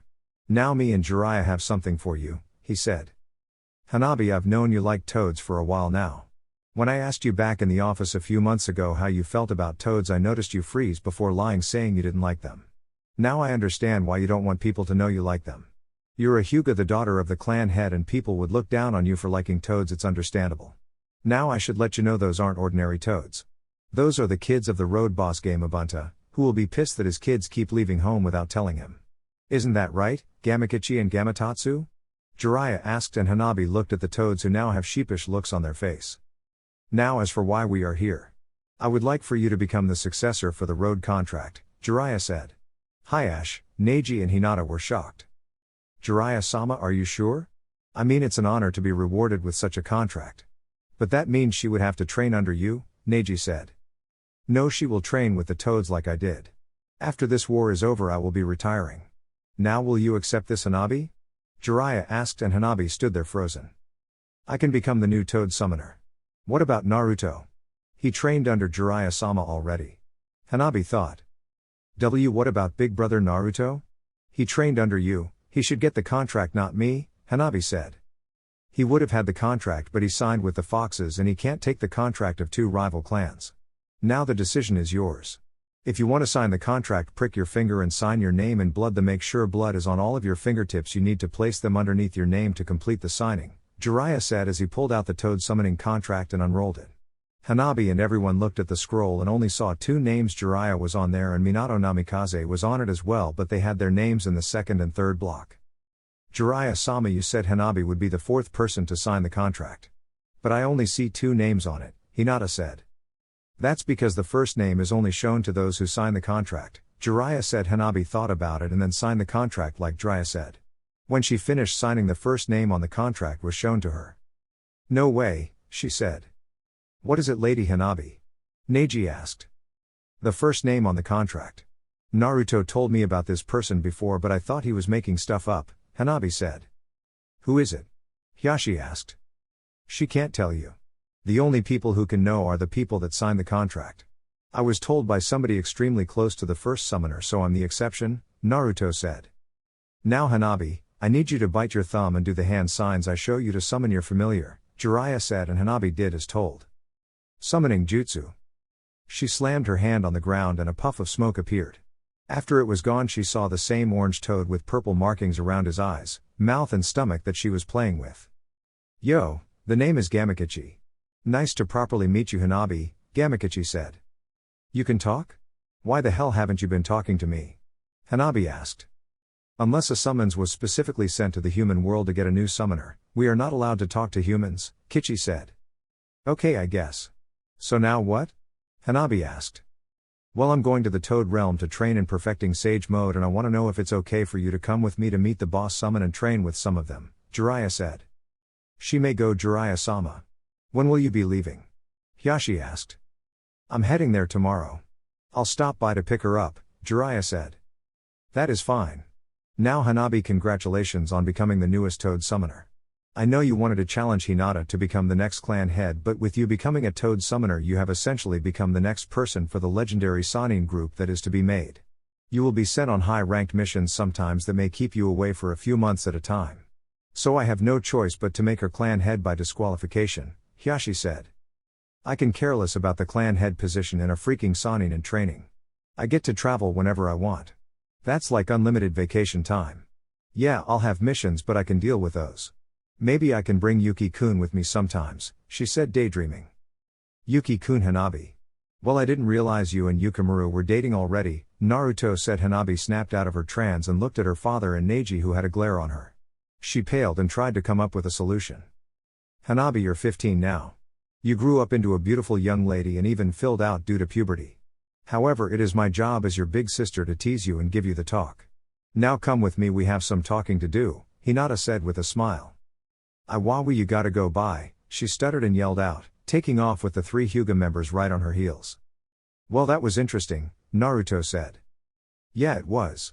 Well, I'm off to bang your grandmother, I'll see you in a few months, Jiraiya said and left in a puff of smoke. I seriously don't need to know that, Naruto said and teleported to his house. So I guess introductions are over with. I can't believe they forgot about me, Gamikaze said. He was about to go home but was suddenly scooped up. Sorry Kichi, but I had to leave quickly. They're still chasing me, Hanabi yelled, and sure enough when Gamikaze looked back, Hinata, Neji and Hiashi were gaining on her. Run faster, I'm guilty by association, Gamikaze yelled, and Hanabi nodded and sped up. Naruto made it home and he noticed Samui was sleeping on the couch in an uncomfortable way. He shook his head and picked her up bridal style. She snuggled into his chest as he carried her to the bed. She already had her pajamas on, so he went and took a shower before coming back to the bed. He tried to not wake Samui but failed as she yawned and turned to look at him. Hey, where were you all day? She asked sleepily. I was with Granny Tsunade and Pervy Sage discussing plans to face the Raikage, Tsuchikage and the Jinchuriki. I'll be fighting the Jinchuriki, Granny and Gaara will face the Tsuchikage and Pervy Sage will fight the Raikage using Sage Mode when A uses his lightning armor, Naruto said, getting in bed. What about me? What am I doing? She asked. You weren't discussed, however you will most likely come fight with me until the Jinchuriki transforms, then I want you to get back because that's when the battle will actually begin. You can assist me with some long-range water and lightning jutsus. Gyuki informed me that B has a lightning, wind and fire affinity so we can cancel out all of his jutsus, Naruto said. Watch out for his kenjutsu style. He uses 7 swords and can channel lightning chakra through them. My Tanto had to keep getting fixed due to him constantly breaking it when the Raikage forced me to spar with him, she said. Don't bring your Tanto. Me and the dragons have a new sword for you. When I fought Orochimaru at the Tenchi Bridge, I stole his sword and gave it to the dragons. We destroyed it and used the materials and bones from the previous Elder Dragon before Helios to make a new sword for you, he said, and unseals a sword with a white handle. The sword was wrapped in a blue cloth as he handed it to Samui. She removed the cloth and was amazed at how it looked. The handle was white but the sword blade itself started off as a dark blue, but the color changed into a lighter shade until the tip was an ice blue color. It's so beautiful. Why did you do this for me? She asked. I did it because it was supposed to be your birthday gift, but I was sent to fight Orochimaru's army. I was going to give it to you when we had our date, but I figured a proposal would be better. Now that sword is indestructible, it can absorb fire and lightning chakra, and if you swing the sword at your opponent you can redirect it like I do. If you ever drop it in battle you can send a mental command to the sword and it will return to your hand. The last and most important thing is if you stab it into the ground and channel a small amount of chakra, it can create a barrier that will protect you from anything, even a tailed beast bomb. That is why I mainly gave it to you now. Also, if you place your blood on it, there is a seal that will absorb the blood and then disappear. When that happens only you and somebody you allow can pick up the sword. He said. I love it.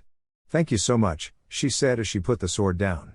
She climbed on his lap and kissed him passionately. I knew you would love it.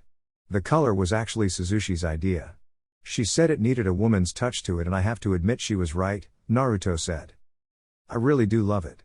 I guess I can save my Tanto for our kids if they decide to become a ninja and take up kenjutsu. Now I'm still sleepy, so hold me and I can go back to sleep, she said as she got off her lap and laid to her side for their usual cuddling position. After his arms were wrapped around her she let out a happy sigh. I love you Naruto-kun, she said as sleep claimed her. I love you too, Samui-chan, he said and went to sleep as well. 3 months later. 3 months have passed and it was March 2nd.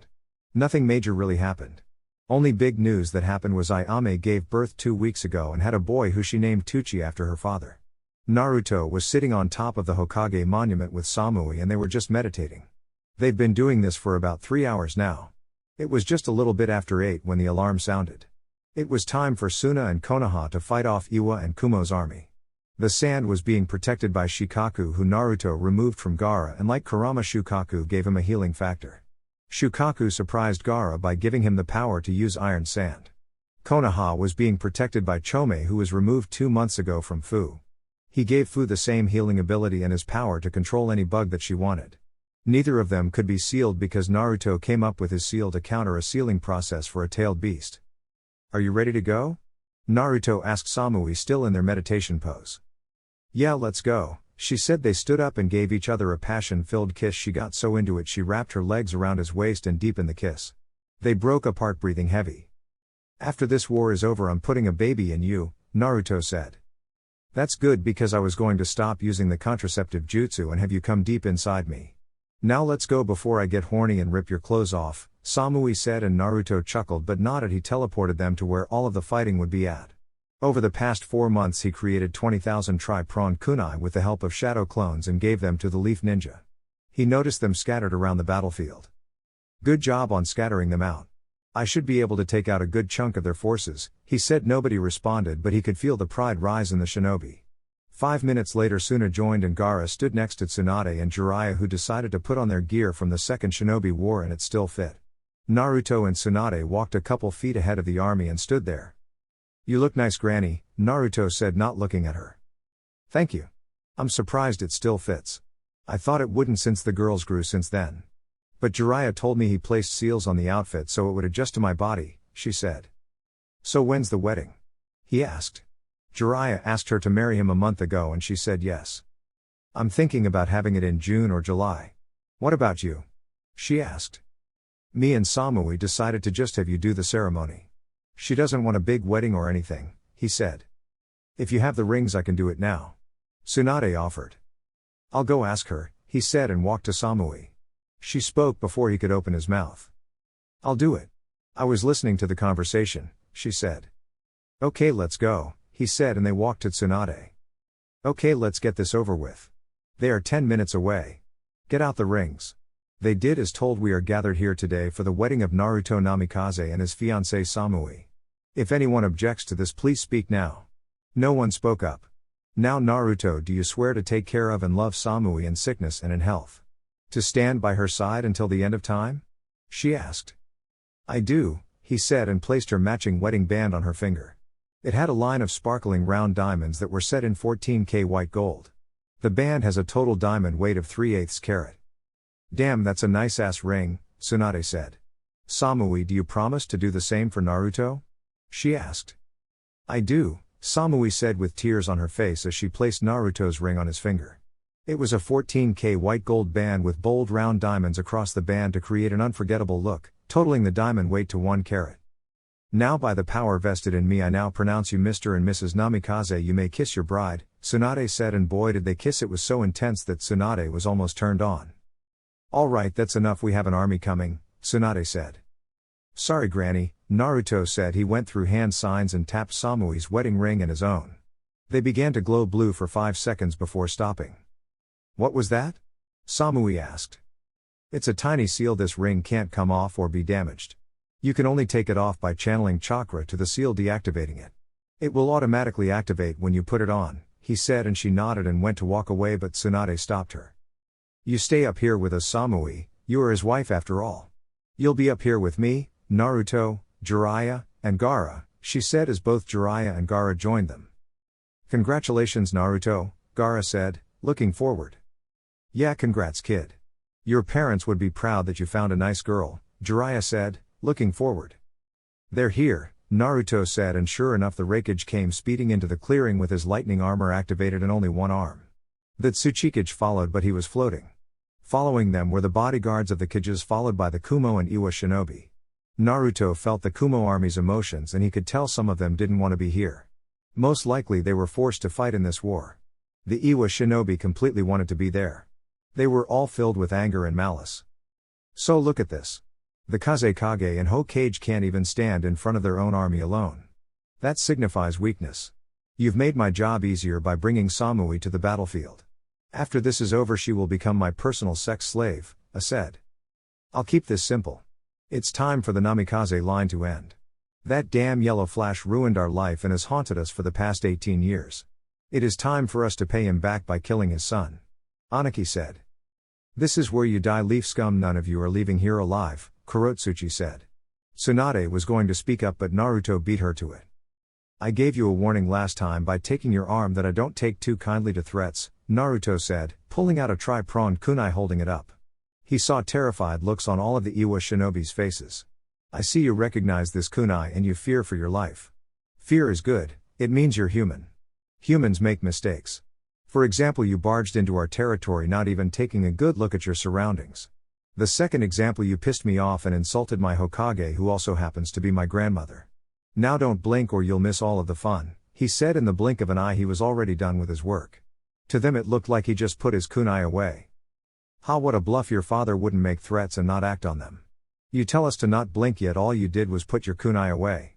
Typical leaf scum, all you do is flaunt power you don't have, Kurotsuchi said. You blinked so you missed it. As soon as he said that, 30,000 Iwa shinobi fell to the ground dead. Oh shit. Was heard from a random Iwa jonin. The Tsuchikage was even shocked and terrified. How is that possible? His father only took out 1,000 of our troops with that jutsu. Aniki thought. Holy shit, he's faster than Minato-sama was. A leaf shinobi said. That means he's faster than the Raikage. A sand shinobi said. I took offense to this and activated his lightning armor. Lariat. He charged at Naruto, but before he got 2 feet Naruto had his fist in his gut coated with wind chakra, easily getting through his armor. Now do you see why you shouldn't have declared war on the leaf? We may be outnumbered but we make up for it with skill, Tsunade said. You picked a war you can't even win. Konoha has won 2 of the great shinobi wars. Do you really think you stand a chance? Jiraiya asked. This is your last chance, surrender now or we will kill you. As you see, Naruto has taken out 30,000 of your shinobi already. He can easily do it again. So will you leave and drop this petty reasoning or will we have to fight? Gaara asked as iron sand came to life around him. We fight. A and Aniki yelled at the same time. Very well then. You all have your orders, those with a specific opponent separate them from the fight, everyone else pick somebody.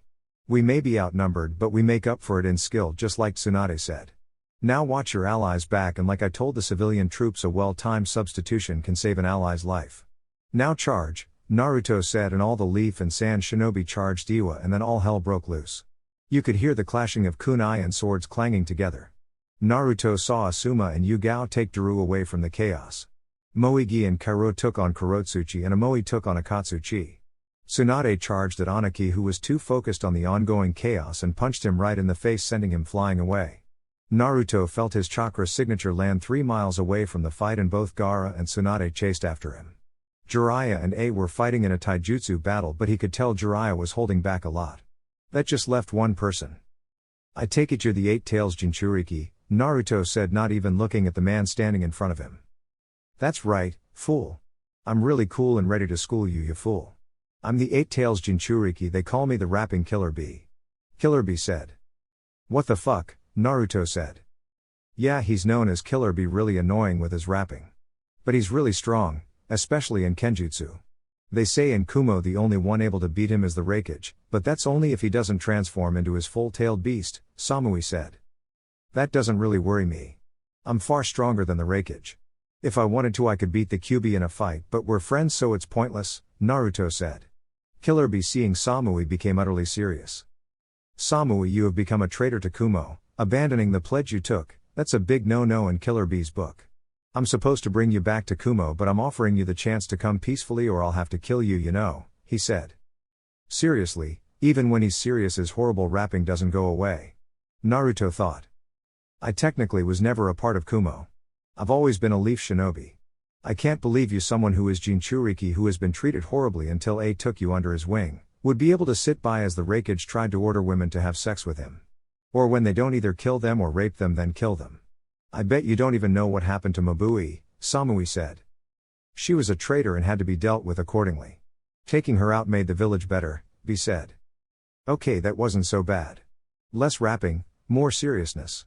Naruto thought. No, the Raikage ordered her to sleep with him, but Mabui wasn't going to do that. She refused and the Raikage said she was a traitor as a cover-up. He had the Anbu kill her because she refused to sleep with him.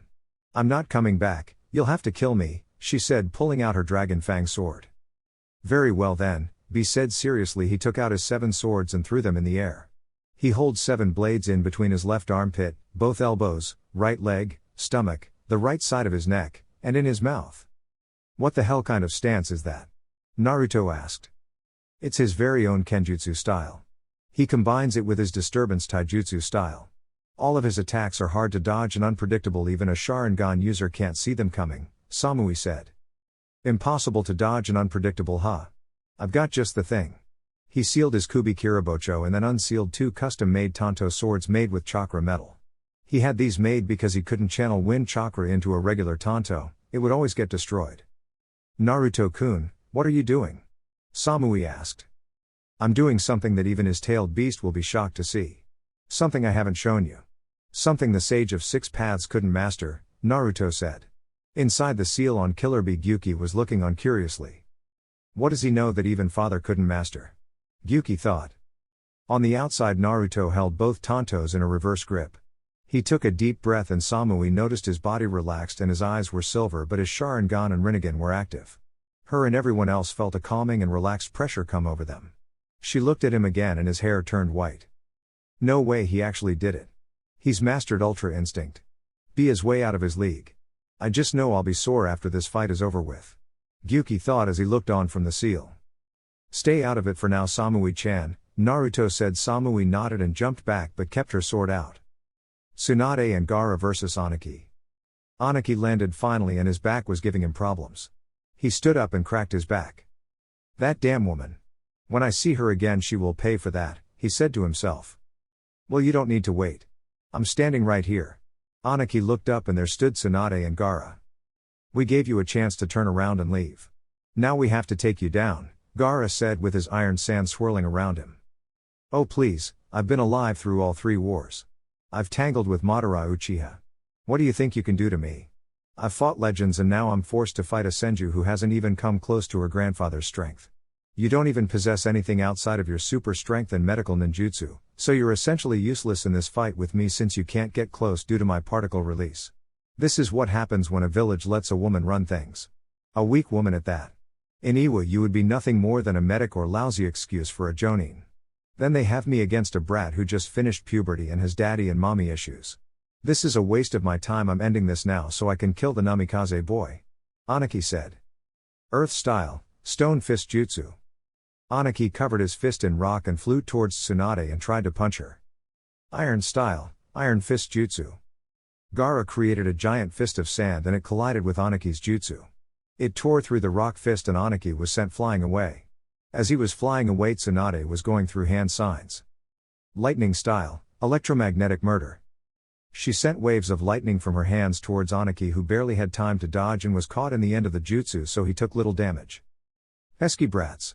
You just don't know when you're out of your league, he said. Earth style, bullet rock jutsu. Aniki sent a huge rock towards Tsunade and Gaara at an extremely fast pace. Tsunade jumped in front of Gaara and simply used her super strength to punch through the rock, shattering it. Earth style, fissure. A large fissure appeared under Gaara and Tsunade. They began to fall, but Gaara used his sand to keep them in the air. It's time I got serious, Tsunade said and went through 3 hand signs. Water style, water dragon jutsu. To Aniki and Gaara's surprise, she created a water dragon made from water in the atmosphere and sent it towards Aniki. Earth style, mud wall. He created a wall made of earth to protect him, however Tsunade was expecting this. Lightning style, electromagnetic murder. She sent the waves of lighting from her hands again and it joined the water dragon. The dragon destroyed the wall and due to the water having a lightning jutsu added onto it shocked Aniki, making his yell out in pain. Gaara, I'm more suited to fight him right now. He's only using earth jutsus. You should save your chakra for when he uses his particle release. We will need a strong defense and your iron sand will come in handy, Tsunade said. Very well, Gaara said and hung back. You made a mistake thinking you can take me on by myself, you stupid little girl. Aniki said. Tsunade didn't reply, she just rushed at him to take him on in a taijutsu fight. Earth style, mud bullet barrage. Aniki created a pool of mud and began sending small but extremely dense balls of mud at Tsunade. She tried her best to dodge them and didn't see his next jutsu coming. Earth style, Earth Dragon Jutsu. A dragon head rose from the pool of mud he created and fired out a huge concentrated ball of mud at Tsunade, who was too busy dodging to see it coming. She was hit in the stomach and was sent flying back. The impact from her hitting the ground created a ditch in the ground and you could see how far she went. She stood up and he went through more hand signs. Fire style, Fireball Jutsu. Wind style, Great Breakthrough. The fireball combined with his wind jutsu created an even bigger fireball and the color was almost white from the amount of chakra he used. Water style, Water Wall. Tsunade created a giant wall of water and the fireball collided with the water and created a huge amount of steam covering the fighting area. Tsunade used this to create a shadow clone and then hid underground. Wind style, Great Breakthrough. Aniki blew away and saw that Tsunade clone standing there. You see, now I haven't even used my particle style. You're struggling now, you wouldn't even stand a chance at my best. Aniki said. We'll see about that. The clone said and charged at Aniki, who got ready for his next jutsu but was unable to do it. Earth style, Double Suicide Decapitation. He was dragged into the earth with only his head showing and the Tsunade in front of him pooped away. A shadow clone. He thought, and the real Tsunade rose from the ground. What was that about me struggling against you? She asked with a smirk and went through hand signs. Earth style, Devouring Earth. She started to control stones and rocks in the area to attack Aniki while forming several enormous jaws made out of the earth that would swallow and crush him. She jumped back towards Gaara and watched this all happen. He was almost done for, but he got out of it by using his particle style.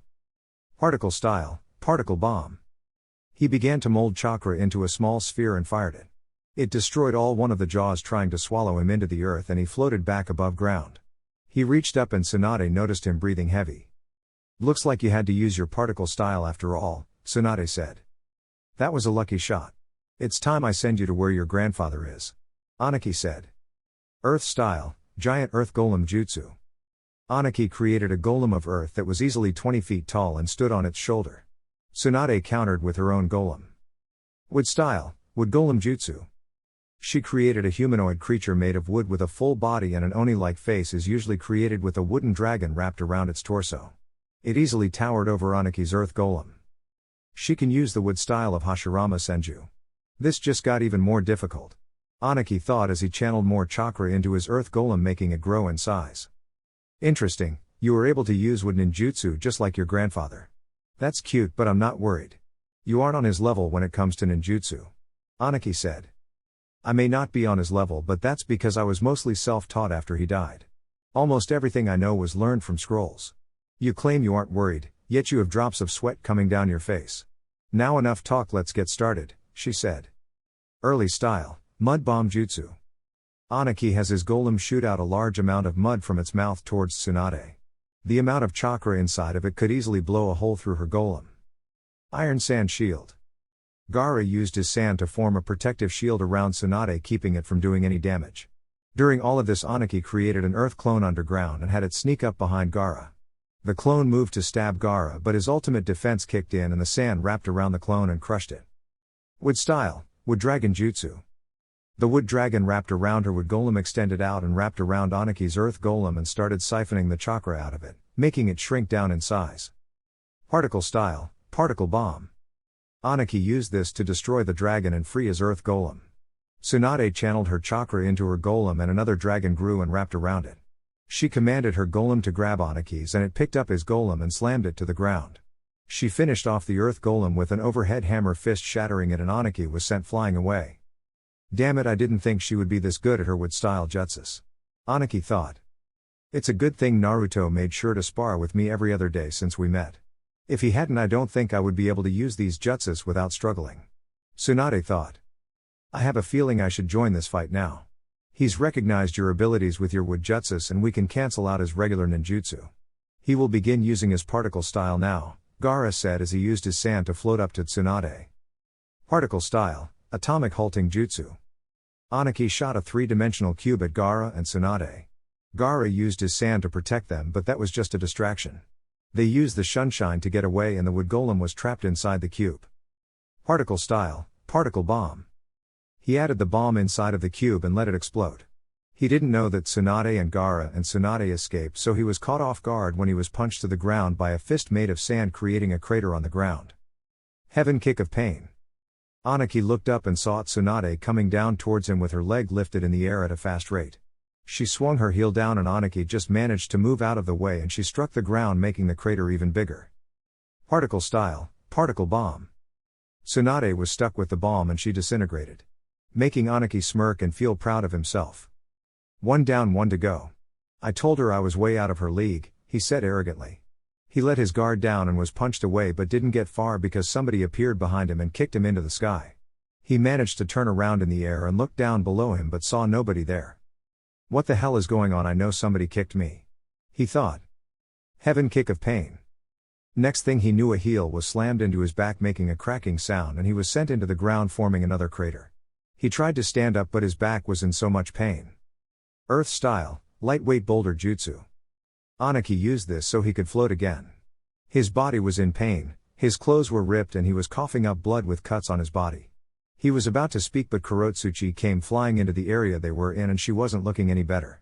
Her clothes were ripped up, she had cuts that looked like it came from a sword all over her and she had 2 nasty cuts on her stomach and forehead that were bleeding badly. She stood up and used a small medical jutsu to heal the big cuts. It didn't do much but it was enough. She stood next to Aniki as Karu calmly walked into the clearing. So you made it to your sad excuse of a leader. It doesn't matter, I guess you both can fall in battle together, Karu said, pointing her sword at Kurotsuchi.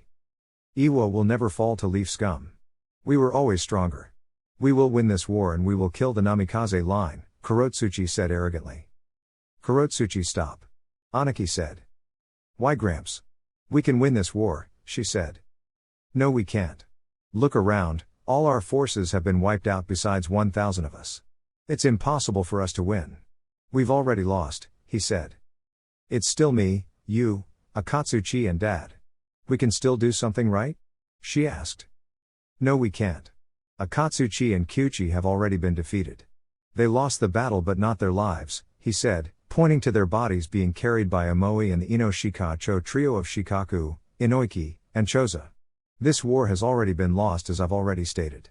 I was a fool for letting the Raikage talk me into this, feeding on my hatred of the Yellow Flash that I should have let go after we lost the Third Shinobi War. A war that we started. A wise Kage will know when the battle is lost and when to retreat. As your Kage, I am ordering you to stand down. Take Akatsuchi and Kyuchi away from this area but remain close enough to grab my body after I fall. I will not live past today. This is my final battle. I know you may hate me for saying this but I'm glad it's against a member of the Senju clan. Lady Tsunade, will you honor me the request of a one-on-one fight? I have called off my remaining shinobi. Aniki said. By this time the remaining 1,000 Iwa shinobi have stood behind Aniki. Tsunade nodded. I can do that. Omoi, Karu, Shikaku, Inoiki, and Choza, stand down. Go join in the fight with the Kumo shinobi and spare anybody that doesn't want to fight, she said. They nodded and left. I will not join in the fight, however, I am staying by just in case somebody tries to interfere, Gaara said. That is fine with me. Kurotsuchi, I'm proud of how strong you've become. I just wish you hadn't inherited the older generation's hatred of the Leaf Village. You're still young and have a lot to learn in life, so you can change your ways. Starting now I'm making you the 4th Tsuchikage. Try to lead Iwa into peace and prosperity and not war. I'm sure the 6th Hokage would not mind an alliance with Iwa. If he's anything like his father, he wants peace in the world as well, he said. Then he pulls out a scroll and unseals the hat only to be worn by the Tsuchikage. He places it on her head and bows to her. I know you'll do the right thing leading the village, Tsuchikage-sama. Aniki said. Kurotsuchi just knelt down and hugged her grandfather. I won't let you down, Grandpa. I promise, she stated with tears in her eyes. I know you won't. Now get back, it's time for me to fight. He and she nodded. Aniki went through hand signs and slammed his hands on the ground. Earth style, Iron Fist prison. He created a circular arena surrounded by tall walls of stone so nobody can interfere in his fight with Tsunade. All of the Iwa shinobi jumped on top of the surrounding prison and one Iwa shinobi spoke up. I'm jumping in when he is about to lose. Iwa will not be defeated by Konoha again, he said. Yeah, you're right, I'm joining you, another said. Then in a matter of minutes 100 shinobi were going to join in, but Kurotsuchi spoke up. Nobody is doing anything. He wanted his last fight one-on-one and that's what it will be, she said. You would let your own grandfather die in battle. You're a disgrace to the Iwa shinobi name and a horrible Tsuchikage. Useless brat, I'm helping whether you like it or not. The Jonin said. Kurotsuchi simply melted his face with a lava jutsu, killing him. Does anyone else want to disobey my order? As I've said, nobody is joining in the fight. You jump in and you are disrespecting him. You fail to remember that the Kazekage is there as well, and with his sand he can kill all of you in an instant. So do you all still want to interfere, or do you want to honor his last wish and let him fight? She asked threateningly, and everyone stood down. Inside the dome, Tsunade and Aniki stared each other down. Nobody moved for 5 minutes until Aniki made the first move. Earth style, tearing earth, turning palm. Aniki placed his hand on the ground and twisted it. He caused the ground surrounding Tsunade to spiral inwards on itself, trying to bury her alive. Tsunade, seeing this, jumped up to avoid the jutsu and landed further back. Wood style, underground roots. She used the roots underground and sent them at Aniki, intending to drain him of his chakra. Earth style, mud wall. He created a wall of earth to protect him, but the roots went right through the wall. Particle style, particle blast. The blast he sent towards the roots destroyed them completely. He had to jump out of the way because Tsunade was coming down on him with her fist cocked back ready to strike. She punched the ground and debris went flying everywhere. She picked up a huge boulder and threw it at him as he was trying to dodge the debris. He didn't see the large boulder coming and it connected, sending him flying into the wall of the arena he made. Water style, great cannonball jutsu. She shot a large blast of water from her mouth towards Aniki, who was hit but was revealed to be an earth clone. Earth style, rock fist jutsu. She was punched from behind with a hand covered in rocks from Aniki and was sent flying away. Particle style, particle blast. He sent his jutsu at Tsunade, who recovered in time to counter. Earth style, uprooting spikes. Spikes of earth rose from the ground and made contact with the blast, causing an explosion. They both had the same idea of charging in through the smoke. He covers himself in rock armor, but Tsunade was faster. She did a quick shunshine and appeared behind him. Lightning style, lightning palm. She covered her hand in lightning chakra and punched him out of the armor and shocking him in the process. Water style, water dragon jutsu. The dragon made of water crashed into Aniki, who was still recovering from her lightning palm, and sent him flying away. He hit the ground hard and began to cough up blood. Tsunade was going to ask him to give up, but he wasn't going to do that. Fire style, dragon flame bomb. Aniki sent out flames that went to attack from the left, right and right in the center. Tsunade, seeing this, acted quickly. Earth style, rock shelter jutsu. Sections of earth around her gathered, making a shelter all around her, protecting her from the jutsu on all 3 sides. She felt the heat coming from the jutsu. Damn, this old man is good. But I'm not a legendary Sannin for nothing, she thought. I must say, Tsunade, you've had me on my heels almost this entire fight. From the rumors I've heard, everyone thought you slacked off in your training after the Second Shinobi War. It seems I was mistaken, Aniki said, trying to catch his breath. This fight will end soon. I can feel my body starting to give up, he thought. I did slack off for almost 13 years, however I was given a wake-up call that training could be beneficial to me and all those I've cared about. I kept my training secret, only my apprentice knew. Tsunade responded. I can tell he's dying while he is standing. The medic in me wants to stop the fight, but I can't. He wants to die fighting. He probably knew he would die soon for a while now and just wanted to go out in battle, she thought. She charged him. His body was too sore, so she caught him with a punch to the face and he was sent flying away like a rag doll. She chased after him and caught him by the neck and slammed him into the ground. He wanted to die fighting, so she was not going to let him down, as she already said she would honor his request. She slammed him so hard that her elbow was in the ground. She brought him out of the ground and tossed him to the side like he was a piece of trash. Aren't you going to do something, Tsuchikage-sama? She's going to kill him, a female jonin said. No, I'm not, and she isn't going to kill him. He's going to kill himself. I can feel him gathering up as much chakra as he can for one final jutsu. He's going out on his own terms like he wanted to, Kurotsuchi told her, and everybody looked on to the fight. I hope you know what he's doing, Tsunade. The beating you are giving him is allowing him to gather his chakra, Gaara thought as he watched from above floating on his sand. I know what you're doing, Aniki, and I already have a plan for it, Tsunade thought. Aniki stood up, and the next thing he knew was he had a knee in his gut. He felt his ribs break and he coughed up a large amount of blood. Seeing this made Kurotsuchi shed a tear. She didn't like seeing her grandfather get beat like this. She knew he wanted to go out fighting, but this wasn't a fight. It turned into a one-sided ass kicking. Tsunade leapt back when she felt his chakra spike and knew this was his last and final move. I have to thank you, Lady Tsunade, for honoring my request for a one-on-one fight. I have to say you've earned my respect, and so has the Namikaze boy. Aniki said, shocking all of the Iwa shinobi present. How has he earned your respect? Tsunade asked. He hasn't bad-mouthed Iwa even though I've said some hurtful things about his family and mainly you. He's even given us a chance to leave this fight, yet I decided on staying. If the nations are to ever live in a time of peace, he will be a key figure in it all. Now I believe it is time to finish up so this old man can finally rest, he said as he released a huge amount of chakra for his jutsu. I believe it is. Tsunade replies as she does the same. Particle style, atomic dismantling jutsu. His jutsu was so big that all of the Iwa shinobi and Gaara had to jump away. Wood style, top transformed Buddha. She created a large wooden statue that had hundreds of hands, maybe 300 if you count them, and sent them towards Aniki's jutsu, punching it in rapid blows. Aniki was charging up his jutsu, and as more and more punches came, he lost his focus for a split second and the jutsu exploded, destroying Tsunade's jutsu and sending her and Aniki flying away in different directions. On the battlefield, the remaining Kumo shinobi all heard the explosion and looked to see a huge mushroom cloud in the sky. All of the Leaf and Ninja grew worried that was where Tsunade was at, but they knew she was strong and would find a way to survive. Gaara returned to where Taunaid and Aniki fought and only saw a huge cloud of smoke. He created huge hands from his iron sand and clapped them together, creating a huge gust of wind that blew away the smoke. He saw half of the arena gone. The side where Aniki was standing looked like it was cut out by some cube and his body was inside of a ditch, but Gaara knew he was already dead. He heard rocks falling behind him and saw Tsunade pushing herself out of a pile of rubble. He took a closer look at her and she was all cut up and her uniform was messed up. Are you all right? Gaara asked. Yeah, I'll be fine. My clothes should fix themselves and I can heal myself, Tsunade said as she concentrated chakra into a seal on her uniform and it began to repair itself. She focused her healing chakra through her body and her cuts began healing. After 30 seconds her wounds were healed. Andrew's clothes looked brand new. They walked over to Aniki's body and knew he was dead. His eyes were open but he was not breathing anymore and he had a smile on his face. Tsunade knelt down and closed his eyes.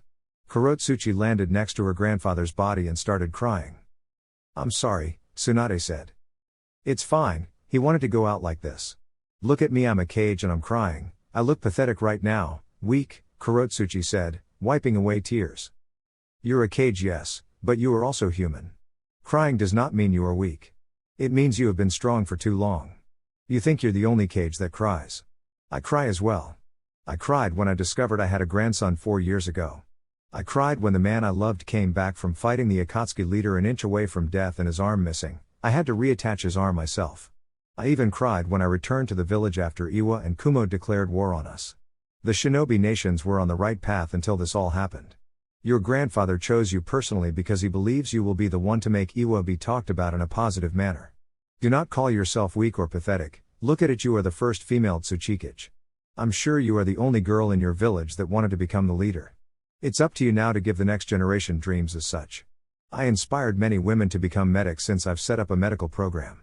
I wonder what the record books will say after your time is up, Tsunade said as she gave Kurotsuchi a hug, making her cry even more. Do you think I'll be a good cage?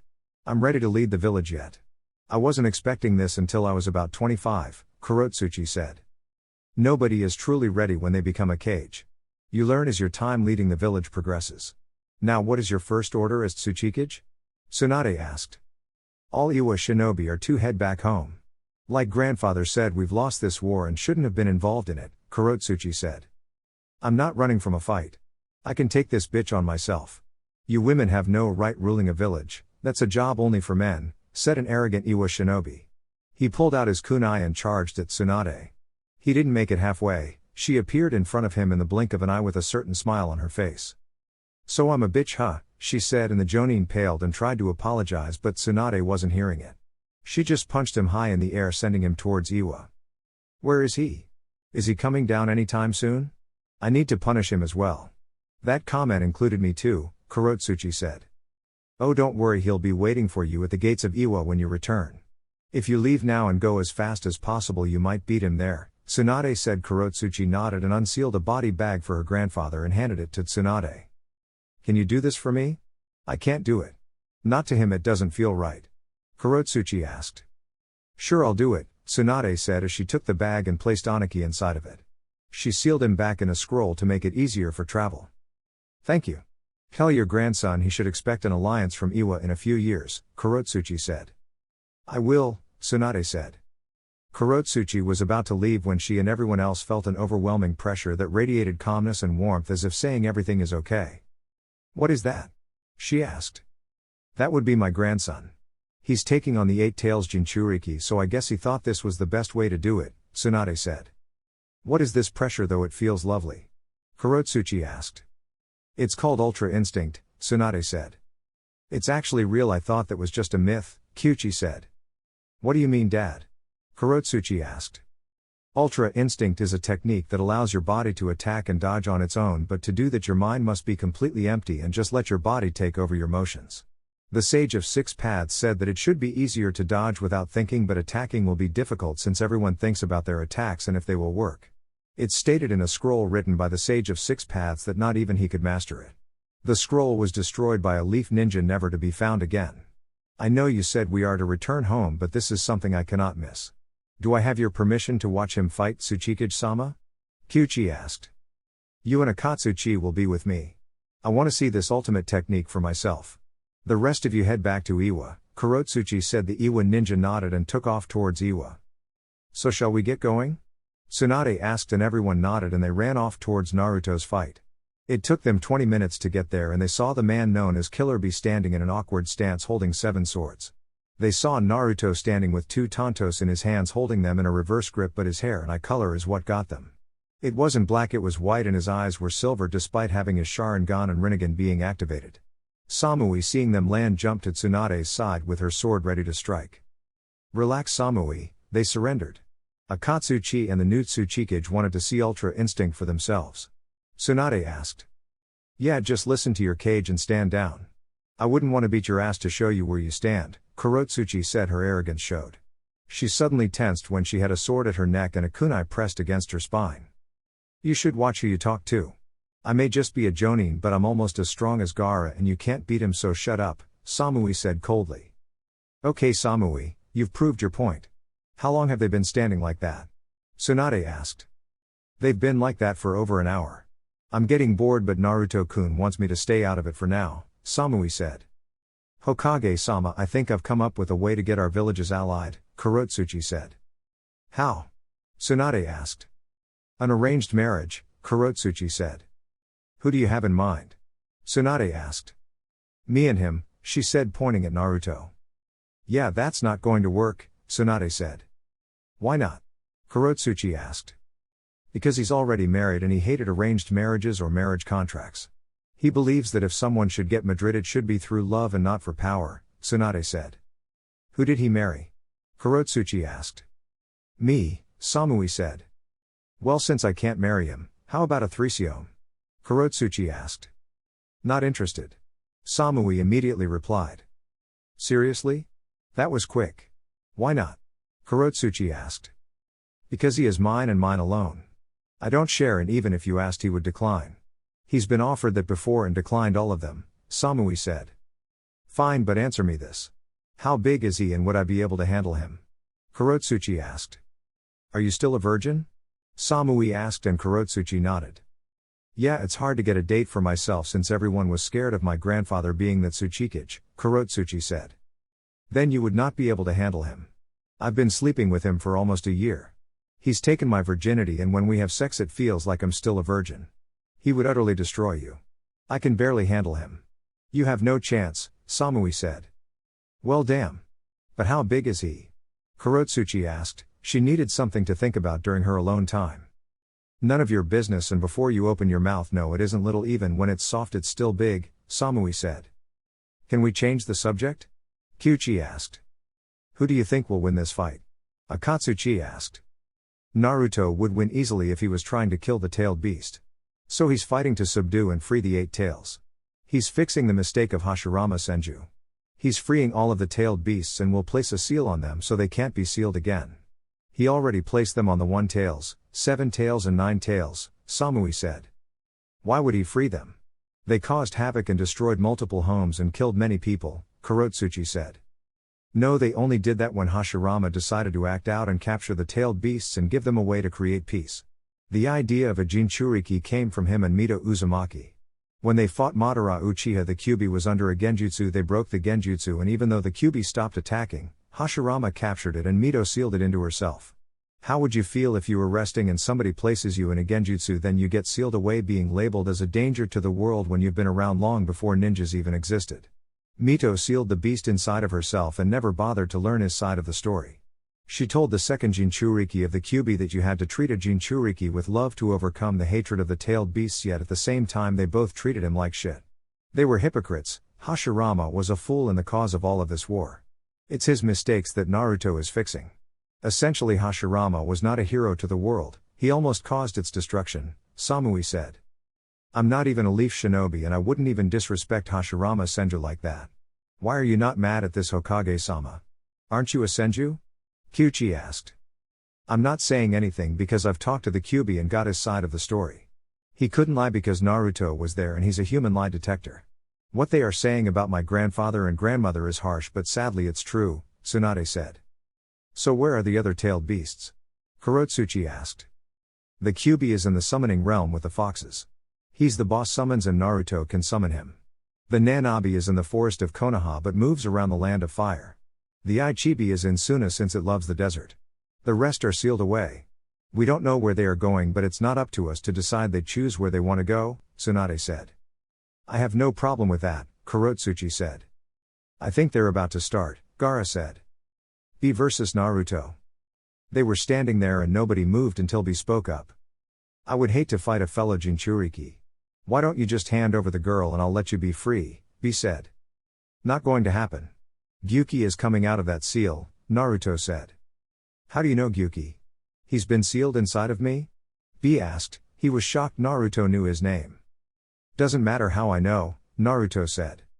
You want to take Gyuki away? That reminds me of what the Akatsuki would say. You messed up challenging me, the 8 tails rapping Killer B. Now you're in for a very bad day, B said.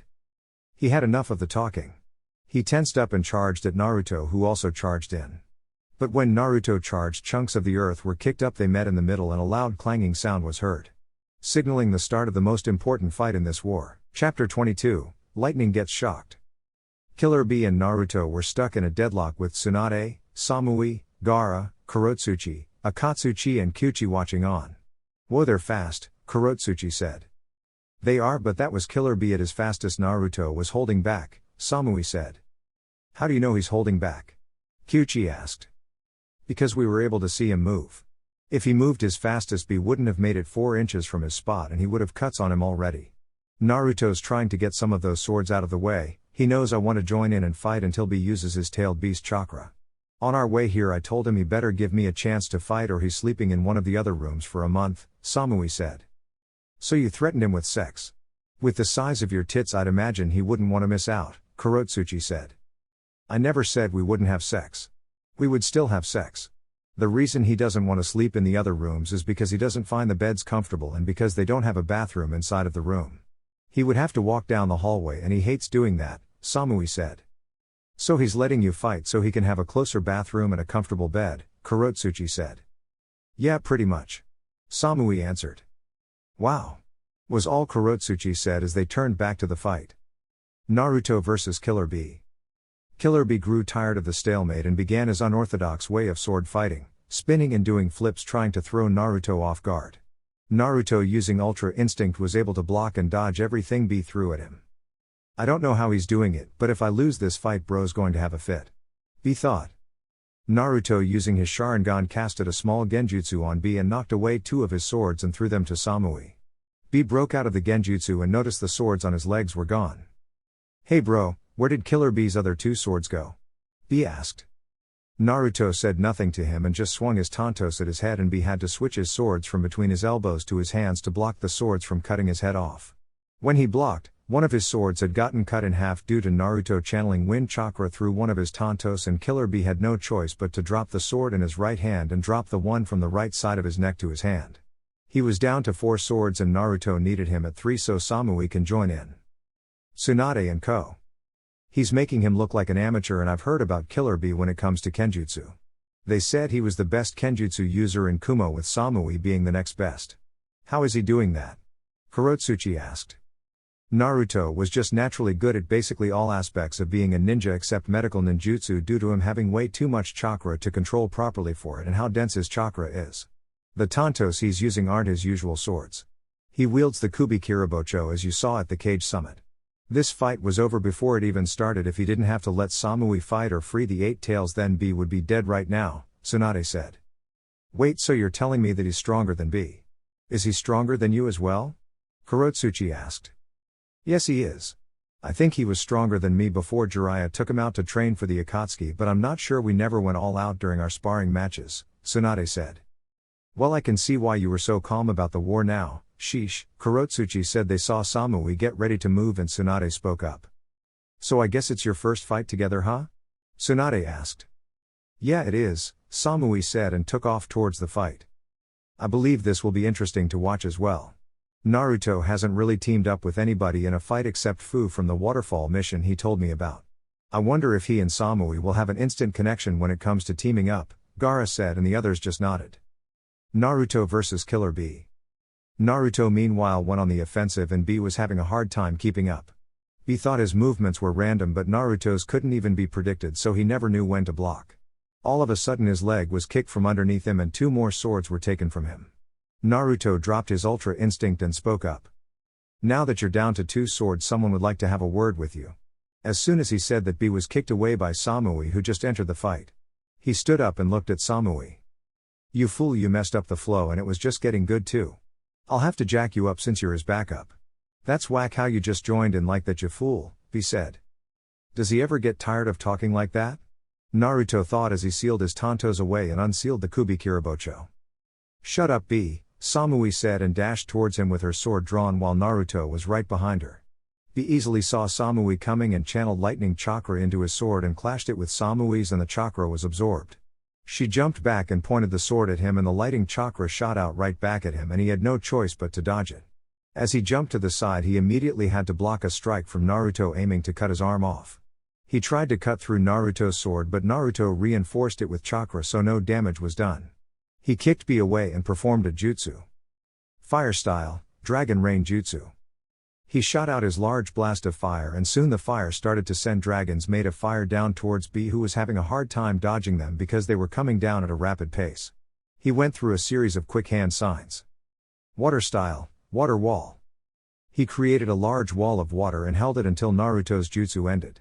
He dropped the water wall and had to jump out of the way of Samui's jutsu. Wind style, Air Cutter Jutsu. He jumped out of the way from her crescent made of wind but was kicked in the back by Samui. He looked and saw the one in front of him go up in smoke. He landed with a crash and got up. He stared them both down and then spat out ink at them due to the ability he got from Yuki. Naruto went towards Samui and called out his own jutsu. Wind style, Air Dome. He created a dome of spinning chakra that went in multiple ways. It was like the rotation of the Hyuga clan but with the Rasengan's rotating pattern and was made of wind chakra. This was an offensive and defensive jutsu because if somebody came in at close range he could send crescent blades at his opponent. Bee noticing the jutsu decided to add something else to his ink. Fire style, Flamethrower Jutsu. He shot out a huge flame at the ink that was being spun around by the dome and it eventually turned into a flaming tornado before exploding. Wind style, Great Breakthrough. Bee cleared the smoke and they were nowhere to be seen. Then a swirling vortex appeared in front of him and Naruto came out of it.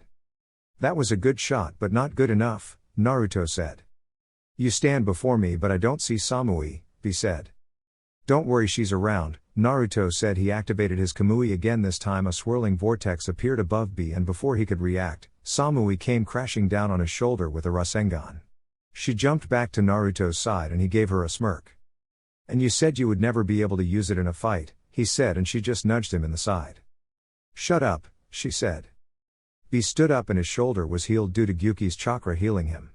Naruto and Samui didn't give him time to react. They rushed at him in a zigzag pattern trying to throw him off but he saw it and was not worried one bit. Naruto reaches him first and Bee throws a punch at Naruto but the punch went right through Naruto. What the?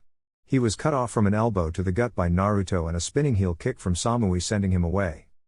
Fire style, Fireball Jutsu. Wind style, Great Breakthrough. Scorch style, Great Blazeball Jutsu.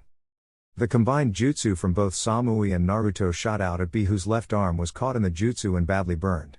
He felt his arm healing, but it was still causing him pain. Naruto and Samui didn't let up on him though. Water style, Water Dragon Jutsu. Lightning style, Lightning Dragon Jutsu. The combined jutsus raced towards B, who didn't have time to dodge and was hit with the jutsu. The water made his arm feel better, but he was electrocuted by lighting part of the jutsu, causing him to yell out in pain. After a while he stood up, and although you couldn't tell, he was pissed and his skin started to peel off as he entered his version 2 cloak. Naruto looked at Samui, who nodded and jumped back towards Tsunade and the rest of the group. Tsunade and Co. That was some good teamwork, Samui, Tsunade said. Yeah, for your first time fighting together you two didn't even have to plan your attacks. You just moved in perfect synchronization, Kurotsuchi said. It's true that this is our first time actually fighting together. But those moves came from something we would do as kids. It's just fitting that we could do them as we grew up. However, we have a lot more attack combinations we can do, but they mainly work against multiple opponents, Samui said. Shishi has a habit of doing that. During his Chunin exams he got into a fight with Sasuke and Ten said he caught his fireball and made it evaporate, Tsunade said, shocking the Iwa shinobi. He can do that? Who the hell trained him? Kyuchi asked. Yeah, whoever it was must have been quite the person, Akatsuchi said. He was trained by his uncle Shisui Uchiha for 2 years before he died. A lot of Naruto's training he did by himself, Tsunade said. Wow, I would love to fight him now, Kurotsuchi said. He would be the worst person for you to fight, Samui said. How so? Kurotsuchi asked. Simple, from the files we have on you, you use water, earth and fire type jutsus as well as lava. Naruto can cancel out your fire and earth jutsus, and with his mastery over water I wouldn't be surprised if he could take control of your jutsu and use it against you. For your lava style he can simply harden it with his water jutsus. You seem quite skilled in taijutsu, but Naruto can beat Might Guy in a taijutsu fight even if he uses the 8 inner gates. By the age of 13 he was able to beat Rock Lee, Guy's prized student, and he was using the 5 inner gates and he uses nothing but taijutsu. Kenjutsu, you saw what he did to Killer Bee, you wouldn't stand a chance. As for Genjutsu, he could have you trapped in one and before you can break it you're already defeated, Samui said. She's right, my sand defense is automatic and the only person able to get through it was Naruto. That was when I still had Shukaku sealed inside of me, Gaara said. Dad, Akatsuchi, do you think I would last long against him? Kurotsuchi asked. No. They answered at the same time. If you can't beat Gaara or Lady Tsunade you definitely can't beat Naruto-kun, Samui said. They turned back to watch the fight as B finishes his version 2 cloak with 7 tails and bones that were made out of chakra. Naruto vs Killer Bee. So you've decided to use your tailed beast chakra, it took you long enough, Naruto said as he resealed his Kubi Kiribocho. B didn't reply and charged at Naruto with enhanced speed that nobody could see. However, to Naruto he was moving in slow motion. He activated his 6-path Sage mode and sped towards B, leaving a yellow trail behind him, and kicked him away through some rubble that was piled up.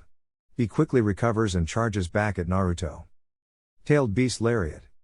He charged at Naruto with his arm out at his side, intending to punch a hole in his chest. However, Naruto has other plans and he activated his Kamui, so the attack went straight through him. He turned around and grabbed one of B's tails and threw him through some trees. He ran at B to continue his assault but was unprepared for a massive roar filled with chakra to send him flying back. He landed near everyone and calmly stood there. He knew what was coming next and dropped his 6-path Sage mode. Tsunade and Co. Why aren't you attacking him, Naruto? Tsunade asked. He's creating a tailed beast bomb. Not a supercharged one, but it's still a tailed beast bomb nonetheless, Naruto said. So how are you going to stop it? Kurotsuchi asked. I'm not. Samui-chan will be stopping it, Naruto said. How? Kyuchi asked. Just watch, Naruto said. Tailed beast bomb. B fired off his tailed beast bomb towards the area Naruto was standing and Kurotsuchi started to freak out. Fucking do something. I was just made Tsuchikage, I don't want to die yet, she yelled. Samui-chan, Naruto said, and she just nodded. She stabbed her sword into the ground and a blue barrier formed around all of them.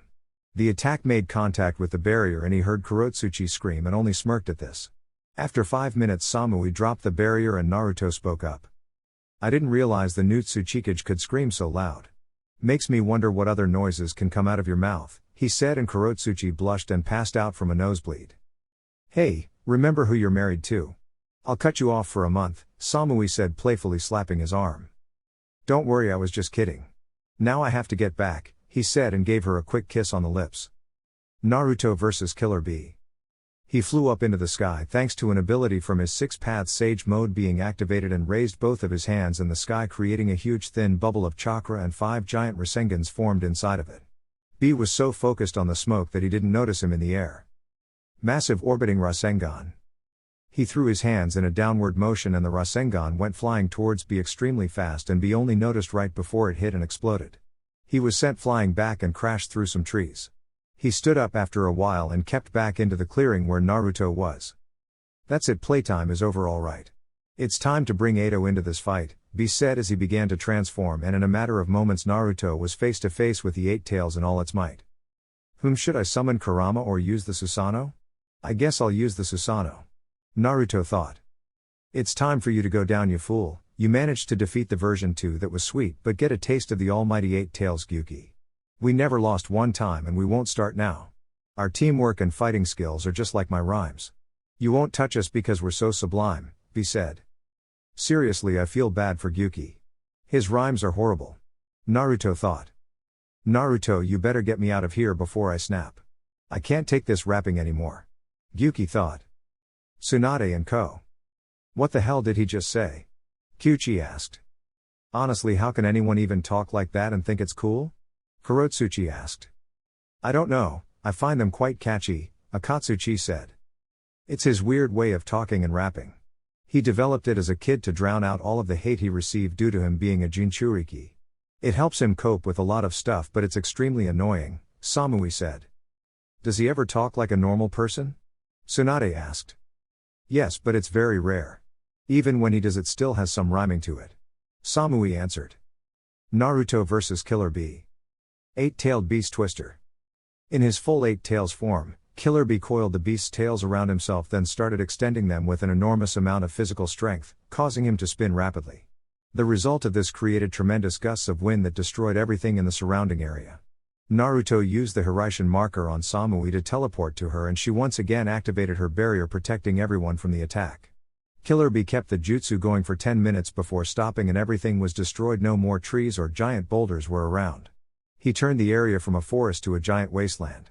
Samui dropped the barrier and everyone looked around as the smoke cleared. Tsunade and Co. Shit, Tsunade said as she looked at the damage. That was interesting. I never would have thought the 8 tails could do that, Gaara said. I don't think you can win this one, Naruto. You're way out of your league, Kyuchi said. Actually, I've been waiting for him to transform. I needed him to bring out Gyuki so he could use his supercharged tailed beast ball. After he does that, you get to see me destroy a tailed beast and then remove it, Naruto said. How are you going to do that? Kurotsuchi asked. You'll see, he said and disappeared. I'm starting to hate him for a whole nother reason. What do you see in him, Samui? I can imagine that he does this to you, Kurotsuchi said. He does, but I just go with it. Usually it's something good, so I don't get too worried about it, Samui said and turned back towards the fight. Naruto vs Killer Bee. That was quite the attack, Bee. That one caught me by surprise, Naruto said, looking up at him. Well, this next one won't catch you by surprise.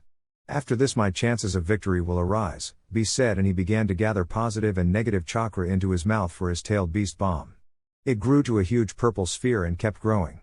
Naruto knew what was coming and pulled out a tri-pronged kunai, gathering chakra for his jutsu. Tailed beast bomb.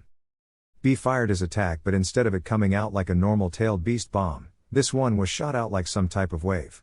Naruto quickly went through some hand signs. Hiraishin Dorai. He created a barrier using his Hiraishin formula, and the tailed beast bomb made contact with the barrier, but it was being absorbed.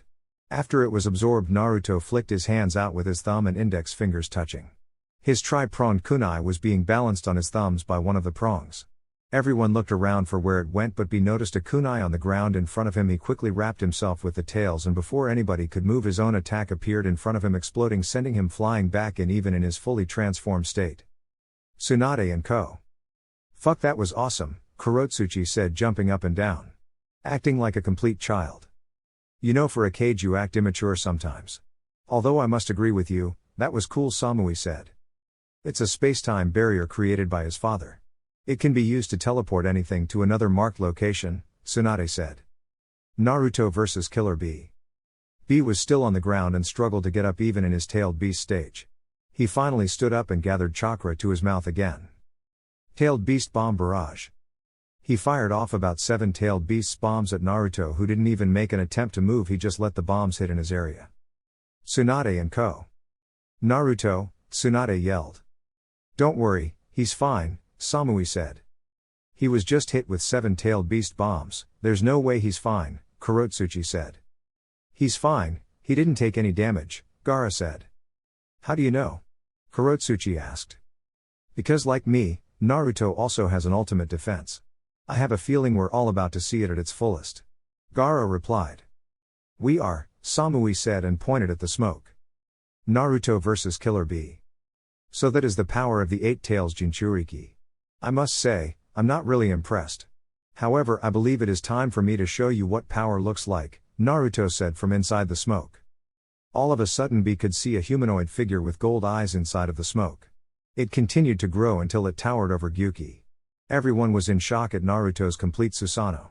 It was completely black with golden eyes, had long Tengu nose, its head had a headband that had 2 curved spikes that looked like they were broken off at the top, and it seemed to have hair that resembled the flames of Amaterasu. It looked like it wore samurai armor, and in its hands was the Susanoo version of the Kubi Kiribocho, but in the left hand was a drill sword covered in flames.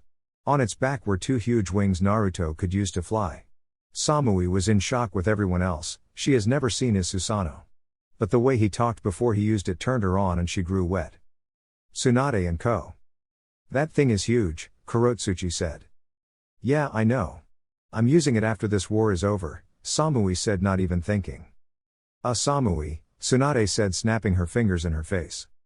Huh? Was all she said. What are you talking about? Kurotsuchi asked. Oh, nothing, don't worry about it, Samui said, and Tsunade smirked. Okay, let's just watch the fight, Tsunade said. Naruto vs Killer Bee. Naruto was inside of a gray pentagon that was on the forehead of his Susanoo.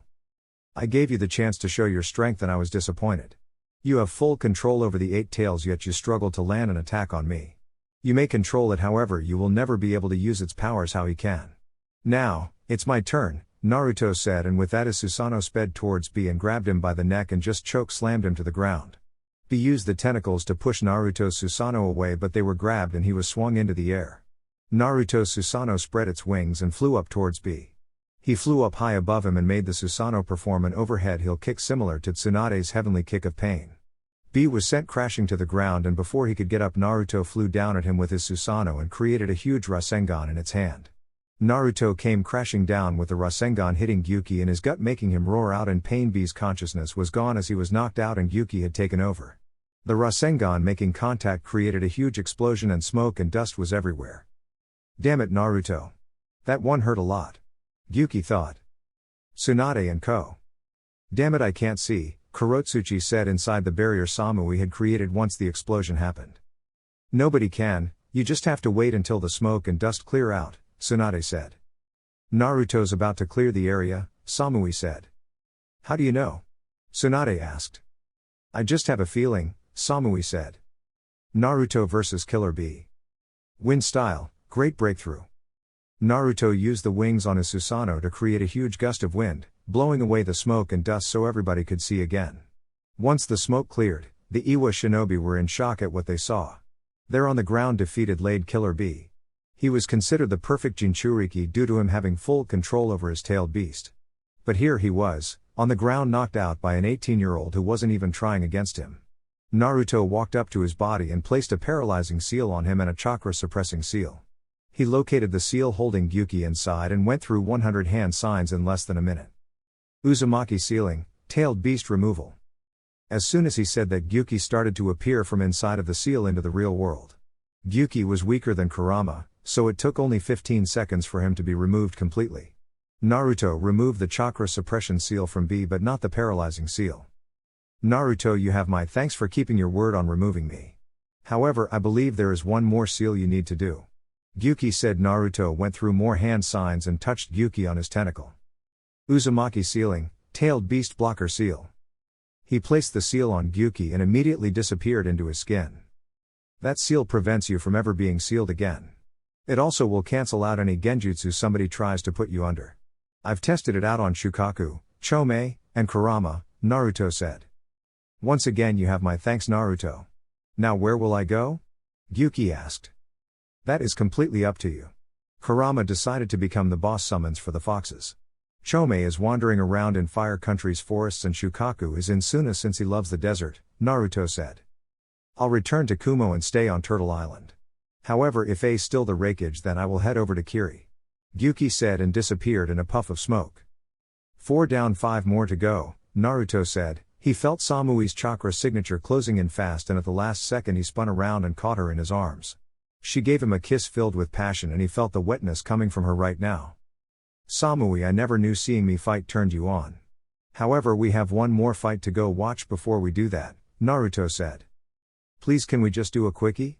I can feel my juices running down my legs, she said, and to emphasize her point she took her index and middle finger and wiped the inside of her legs and showed Naruto that she wasn't lying. I know, baby, but we can't. I promise you, as soon as this is all over, the instant we get home I'm all yours. Can you wait for me? He asked. Yeah, I guess I can, she said. She was depressed, but Naruto had an idea to hold her over. How about I give you a privacy barrier and hench a clone into a dildo the same size as me and you can pleasure yourself since nobody can see into the barrier or hear you. I'll tell Tsunade you're going to look around for any stragglers since technically you aren't needed anymore, no offense, he said. I'll do it, she said, and he handed her a barrier and henged a clone to look like his penis and she took off after giving him another kiss. Where is she going? Tsunade asked. She's looking for stragglers since she isn't needed anymore, Naruto said. Tsunade knew he was lying, but Gaara was there and she didn't want to ask him while he was around. Kurotsuchi has left back to Iwa with her father and Akatsuchi. She says it was nice seeing you fight and you aren't bad for a leaf scum. Now let's head over to see how Jiraiya is doing against the Raikage, Gaara said, and took off with his sand carrying him. He could have at least offered us a ride, Naruto said, about to leave, but Tsunade stopped him. Naruto, where is she really going? She looked too happy to be going after stragglers, she said, and he sighed but answered. She has an extremely high sex drive, so once she gets in the mood it's a done deal. So I gave her a privacy barrier and a henged clone and she went to take care of her business. It's not much, but hopefully it'll last until we get home. It's the best thing I could do, Naruto said. Okay, that's fine. I had to do the same thing during the Second Shinobi War.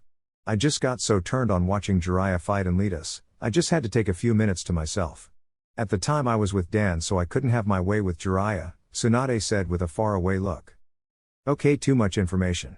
Let's go see how the perv is doing and if he needs any help, Naruto said as he picked up the body of Killer Bee and they ran towards Jiraiya's fight.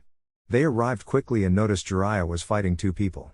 He was of course fighting the Raikage, but the second person should be in blood prison right now. Standing next to the Raikage was Kakashi Hatake. But what got them mad was he had a Byakugan eye in his left eye socket. Naruto, seeing this, dropped Killer Bee and went to join the fight. Jiraiya vs Kakashi and A. Jiraiya was breathing heavily standing across from Kakashi, and his sage mode had just run out and his clones on Mount Mayaboku haven't gathered enough nature chakra yet. He was doing just fine against the Raikage, but Kakashi joining in the fight and having the Byakugan made things hard for him. Well, look at this, looks like the strongest Sannin is out of his precious sage mode. Looks like your death will come quicker than you thought, A said, activating his lightning armor.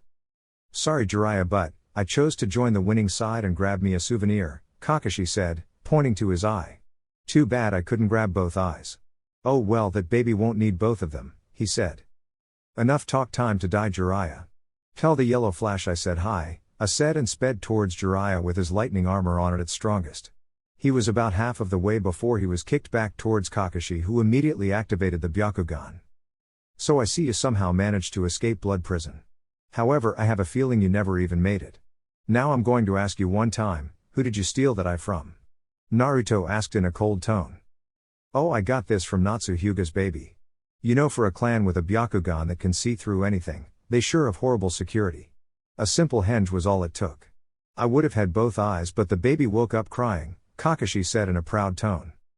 Don't worry about that eye, after the war it's coming with me to Kumo. That I will take Kumo to new heights, I said. Jiraiya, how long do you need to get into sage mode? Naruto asked. About 5 minutes. Why? Jiraiya asked. Start gathering nature chakra, I'll hold them off. When you're done, A is all yours, Naruto said. He activated his Sharingan and Ultra Instinct, and in the blink of an eye he was in front of Kakashi and punched him in the face, breaking his nose. Jiraiya sat down and placed his barrier seal around him so he could gather nature chakra. With Tsunade. I can't believe Kakashi had the nerve to do that to Natsu's child. That was the worst mistake he could have made, Tsunade said. Why do you say that? Gaara asked. Because, before Naruto left on his training trip, he grew extremely close with Hanabi Hyuga. Through Hanabi he was introduced to Natsu, her caretaker. They became close, almost like a little brother and older sister. A few months ago Natsu gave birth to a baby girl, making Naruto an uncle again. Given that Naruto grew up really with no family until me and Jiraiya came back, he would do anything to protect his family. Kakashi stepped over the line and now he will pay with his life, Tsunade said. Gaara only nodded. Naruto and Jiraiya versus Kakashi and A. Naruto was dodging everything Kakashi and A would throw at him, but then he would attack with triple the power in his attacks. I should be able to see him moving. He's somehow moving faster than my Byakugan can see. Kakashi thought. You won't be able to fight me how you want. You took a Byakugan that isn't fully developed. Even if it was, you would never be able to use it to its full potential. Now since that Byakugan came from my niece, you've just forfeited your life, Naruto said. Kid your way out of your league thinking you can take on me and a Byakugan user, A said and activated his lighting armor. Naruto said nothing and charged at A faster than he could see or react and kicked him in the stomach, breaking a few of his ribs, sending him flying back. Now for the wannabe. Before I kill you, I want to share something with you. Your friend Obito never died after that cave collapsed. He was saved by Madara Uchiha and became evil. He was the cause of the Kyuubi attack and the cause of death of my mother, my father and my godmother. I killed him at the Cage Summit I'm sure you've heard about. Now you will be joining him in hell, Naruto said and charged at Kakashi. He reached Kakashi in less than a second and uppercutted him and kicked his legs from underneath him. As soon as Kakashi hit the ground, a clone of Naruto came flying down with an overhead heel kick to his gut and you could hear his ribs breaking. Fire style, Hellfire Jutsu. Naruto raised his hands up to the air and a column of fire rose around Kakashi and he screamed out in pain from being burned. Naruto dropped his Ultra Instinct and activated his next move. Dance of the Teleporter. He broke out in after images running around Kakashi and they each started to pummel Kakashi. He noticed a slight chance and substituted himself with a rock that was around and got out of the jutsu. He looked horrible, his shirt was ripped and burnt up leaving only the mask part and left side of his shirt attached. His arms had third-degree burns on them and his pants were basically shorts at this point. Kakashi channeled chakra into his legs and ran at Naruto with a kunai in his hand. Naruto was still faster, so before he could make it halfway, he felt himself stop and look down. Naruto was crouched down with a Rasengan the size of his head right on his stomach. Before he could speak, Naruto kept the Rasengan in its second stage and caused it to explode, sending Kakashi flying back, hitting the ground hard. Kakashi stood up with his entire stomach red, black and blue from the explosion of the Rasengan. You're going to die, Naruto. You're lucky Killer Bee couldn't fight you. But I'll have to do his job for him, Kakashi said, creating 3 clones and each of them creating his Chidori. You mean the Killer Bee that's knocked out over by Tsuan and Gaara? The same Killer Bee that had his tailed beast ripped out of him by me. Yeah, I'm not worried about him. He was such a letdown, Naruto said. Kakashi gritted his teeth and each clone charged at him and he used his Rinnegan technique. Universal Pull.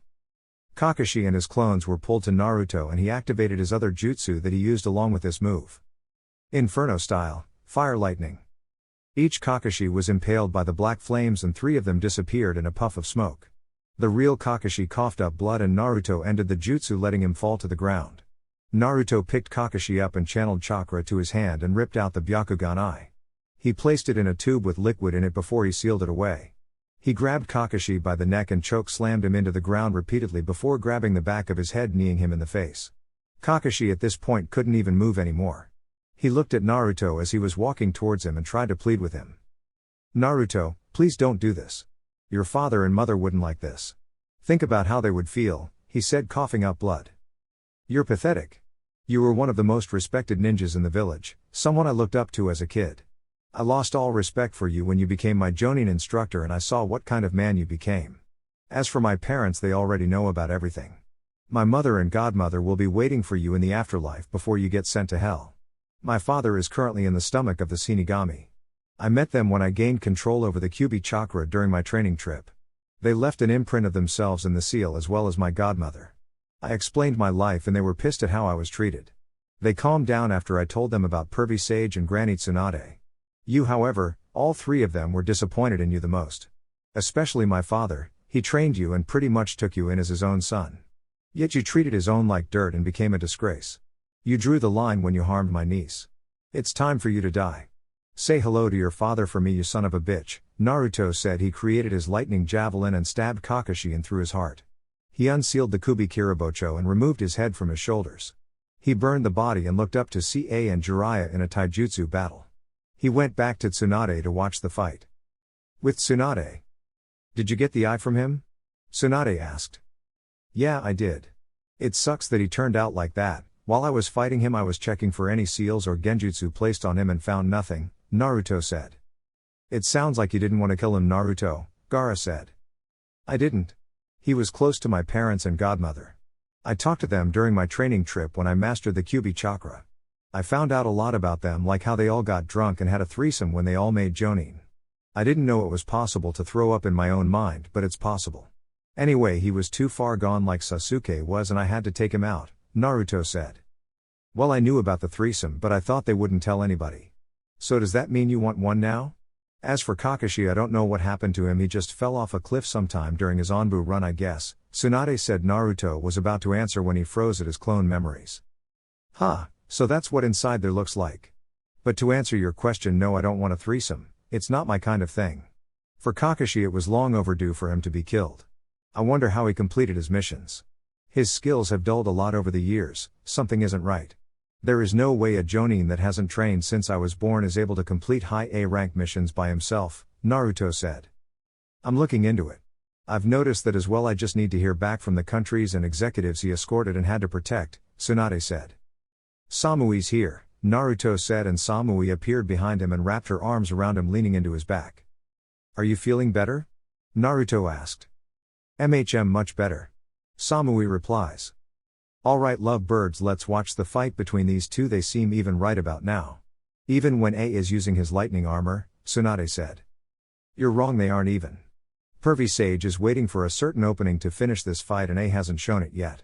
From what I'm feeling, Pervy Sage can use his Sage mode for about 15 more minutes until it runs out, Naruto said. Jiraiya vs A. Jiraiya in his Sage mode saw Naruto finishing off Kakashi. He was interrupted from his thoughts when he suddenly ducked out of the way of an overhead hammer fist from A. After he dodged, he felt his right eye tingle but paid no attention to it. He and A charged at each other in a taijutsu fight, but both of them couldn't land a hit. Every time Jiraiya went for a punch or kick, A would move quickly from his lightning armor being increased. Whenever A would attack Jiraiya, he would dodge it as well. They both jumped back, breathing heavy and covered with cuts and bruises. Jiraiya's clothes looked burnt due to the lightning armor and A was basically wearing shorts at this point. How are you able to dodge me? I know for a fact the only person that should be able to dodge my attacks is the Yellow Flash, A said. That's for me to know and you to find out, Jiraiya said, pissing A off. A charges blindly at Jiraiya with his lightning armor activated. Jiraiya, due to having his Sage mode active, was able to duck out of the way of the punch and coated his fist in wind chakra, and used it to punch through the lightning armor. A saw this and dodged it, but was shocked when something still managed to hit him, sending him crashing to the ground. He deactivated his lightning armor and stood up. What the hell was that? I'm sure I got away from him. He thought he was broken out his thoughts as Jiraiya finished a set of hand signs. Fire style, Fireball Jutsu. Jiraiya in Sage mode sent a huge fireball speeding towards A, who had no time to run, so he had to block it. Earth style, Mud Wall. A created a large wall of earth to block the fireball coming towards him. Due to the power behind the jutsu, the fireball was able to blast through the wall A created. A was one step ahead, he burrowed himself underground and waited for the jutsu to end. Not bad for an old man. However, it's time we ended this. I'm growing tired of this little charade. Kumo will be victorious. I'll have my Byakugan army and Samui will return home. Instead of her becoming my personal slave, I've decided to place her in the CRA. I can have my doctors figure out how to inject the DNA of the Hyuga clan inside of her. Imagine her daughters looking like her with the Byakugan. They will be the perfect weapons for Kumo and perfect sex slaves. She'll become the ultimate baby factory, A said, charging up his lightning armor. I'm sure Naruto heard that and is waiting to kill him. He might get his chance. I only have about 5 minutes left in Sage mode. I need to finish this fight before he can do anything drastic. Jiraiya thought. A suddenly appears in front of him and punches him in the face, followed up by a clothesline. He grabbed Jiraiya and lifted him up like he was nothing. He went for his certain kill move that never fails. Liger Bomb. Using his extreme strength, he smashed Jiraiya's head onto the ground in a powerbomb maneuver. The amount of force he used was enough to shatter the ground itself. He thought he won but was disappointed when Jiraiya turned into a kunai he substituted with. He didn't notice the small yet powerful explosive tag on the kunai and was caught in the explosion. He managed to get away but not without suffering any damage. His skin was covered in second-degree burns and it was starting to peel off. Jiraiya, seeing this, couldn't help but smirk at his work. Old man, my ass. He just fell for a simple Jinan substitution. But something isn't right. My right eye is blurry and I can't really see him. What happened? Jiraiya thought, then he realized it when A went for that overhead hammer fist. He felt a slight jolt hit his right eye. He ignored it, but now he knew what happened. He figured I would dodge and let out a small current of lightning chakra to my eye. He planned on ruining my eyesight so he could have the advantage. I can still fight, but my chakra is low and I don't have time for Sage mode. The old me who had no family or loved ones would keep fighting, but I have a grandson and a lovely fiancé who would revive me and kill me again if I kept fighting and died. I guess this battle wasn't mine to win after all. Jiraiya thought as he stood up. He discreetly made hand signs to Naruto and Tsunade that he needed to switch out. That eye of yours must be bothering you now. I knew blinding you would come in handy, so whatever opening you were looking for, you can forget about it. I guess I'll go down in history as the man to kill off the strongest of the legendary Sannin. Be glad that you were killed by me. I won't let you suffer though. It will be a quick death and I'll hang your head up in my office. Farewell, Jiraiya of the legendary Sannin, said and rushed at Jiraiya with his full speed. He was an inch from killing Jiraiya when all of a sudden he was kicked away with a wind-covered foot. He looked up and saw Naruto standing there. Wind style, great breakthrough. Before it could react, he was blasted far away due to the amount of chakra that Naruto used in his jutsu. You alright, pervy sage? What happened? Naruto asked. It's my eye. It's blurry. He sent a pulse of lightning to the eye and I think if I don't get Tsunade to heal me, it might go blind. Can you send me over to her? Jiraiya asked, and Naruto nodded and placed his hand on Jiraiya and made him disappear over to where Tsunade was thanks to the mark he had on Samui. I came back to the fighting area and was pissed off. Boy, you have no idea how pissed off I am right now. I'm ending this quickly. No more games, I've had enough, said as his lightning armor came to life and Naruto activated his Sharingan. I have a feeling, but this petty fighting has gone on long enough. You said you wanted Samui to become a baby factory and use her daughters as weapons and sex slaves. You've said enough about her. I was going to give you a chance to surrender, but now I'm going to kill you, Naruto said and activated his 6-path Sage mode. Naruto rushed at A, who had no time to react, and punched a hole in the right side of his chest, making him cough up blood. A's lightning armor immediately shut off after that. What's this, you're giving up already? I thought you wanted to kill me, Naruto said and kneed A in the chin, snapping his head back. He proceeded to punish him with a multitude of punches and kicks. To everyone watching, it looked like a yellow streak was playing a game of pinball and A was the ball. His body was flopping around in the air, and the more he got hit, the more blood he lost. Naruto finished the assault by kicking A in the air and flew up above him. 2 giant hands grew from Naruto's back and smashed into him with a hammer fist. A went flying to the ground at an extremely fast pace. Naruto saw him hit the ground coughing up blood and noticed he tried to get up. He flew down and his EMS was activated. Tsukiyomi appeared inside of the Tsukiyomi tied to a cross and didn't know where he was. Where am I? What the hell is going on? He demanded. Welcome to my world of Tsukiyomi A. In here I am God, I control everything that happens in here. Don't try to break this genjutsu because you can't. Now you said you would turn Samui into a baby factory. In my book that almost classified as rape, since any man can just walk into her room and have sex with her against her will. Now you will see what that is like, Naruto said. What do you mean? It's just a genjutsu. I can't feel pain in here even if it's unbreakable. Do your worst, I'm not afraid, I said arrogantly. Foolish, you do not understand what you are in for. Now, I shall grant your wish, Naruto said, and with a snap of his fingers, found himself with his left hand cuffed to his left ankle and his right hand cuffed to his right ankle, and his ass was in the air with no pants on or anything. He tried to close his legs, but there was a pole with cuffs in between his legs cuffing his ankles, keeping them apart. You better let me out of here. I am in no mood for your silly mind games, A said. You still don't understand the situation you're in. In this world all pain you feel is real. Here you will suffer for 3 days, but in the real world only 3 seconds will have passed. Now for your punishment, Naruto said and snapped his fingers. All around A were guys that were naked ready for sex. A had a look of realization and fear on his face. I see you understand the situation you're in. However, it is too late. For the next 3 days these men will have their way with you from behind. Have fun, Naruto said. After that the first man lined himself up with A's ass and shoved himself inside, making A scream out in pain and start crying. Please stop. I'm sorry for everything I did and said about Samui and the Hyuga clan. I'll stop the war, just please stop. A begged as another man entered him rather harshly after 15 seconds. No, I already gave you your chance to surrender. Aniki surrendered but decided since he was dying, he wanted to have one last fight. He fell in battle to Tsunade after a hard-fought battle. He gave the title of Tsuchikage to his granddaughter. She agreed to his last request of having peace among the villages. Someone like you would only disturb that peace. Today is the day you fall, Naruto said. When I get out of here and Kumo regroups, we will come back stronger and make things harder for you.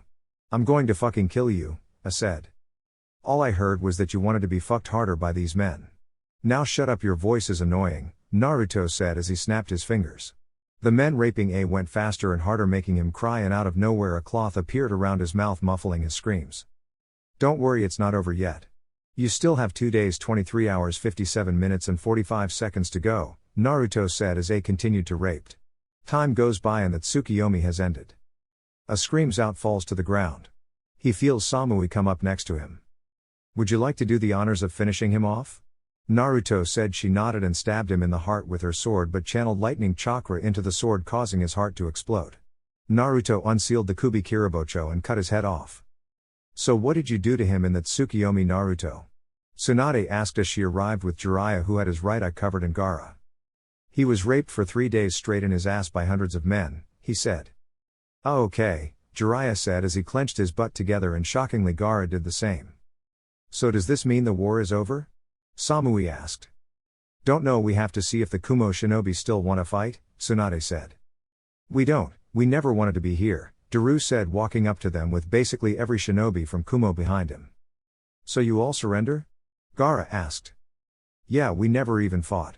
All of your shinobi injuries came from Iwa shinobi. None of them died though. This war was pointless and has gone on for too long. I'm taking over as Raikage. In a few months or years I'll reach out for an alliance, but for now Kumo will be on lockdown. I need to change a lot of things, Daru said. I'll be waiting, Tsunade said, and Gaara agreed with him.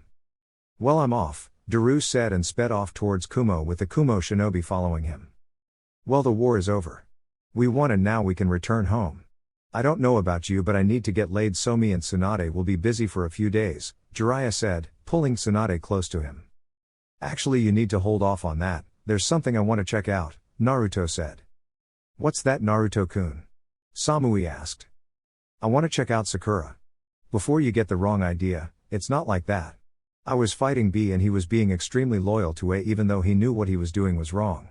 I had the idea to check him for any seals on his body and found none other than the seal holding the 8 tails. I want to check Sakura for any kind of seal that would alter her mind to make her act like how she is. I remember meeting Sakura as a child, and yeah, she was annoying and a fangirl, but she was never showing any signs to just randomly sleep with people for money. During our second year in the academy that just changed. She started to wear makeup and would randomly bump into boys, mainly Sasuke, and grab their ducks but claim it was an accident. I need to check her body for any seals, so she's going to have to be naked while I do it. I know she's 7 months pregnant, but it has to be done, Naruto said.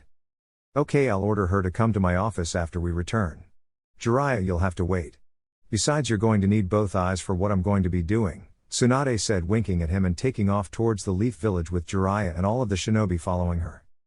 Naruto, I will also be returning to my village to check on it. I must congratulate you on your wedding again. As well as ending this pointless war. I wish you both the best, Gaara said and left with his sand shinobi.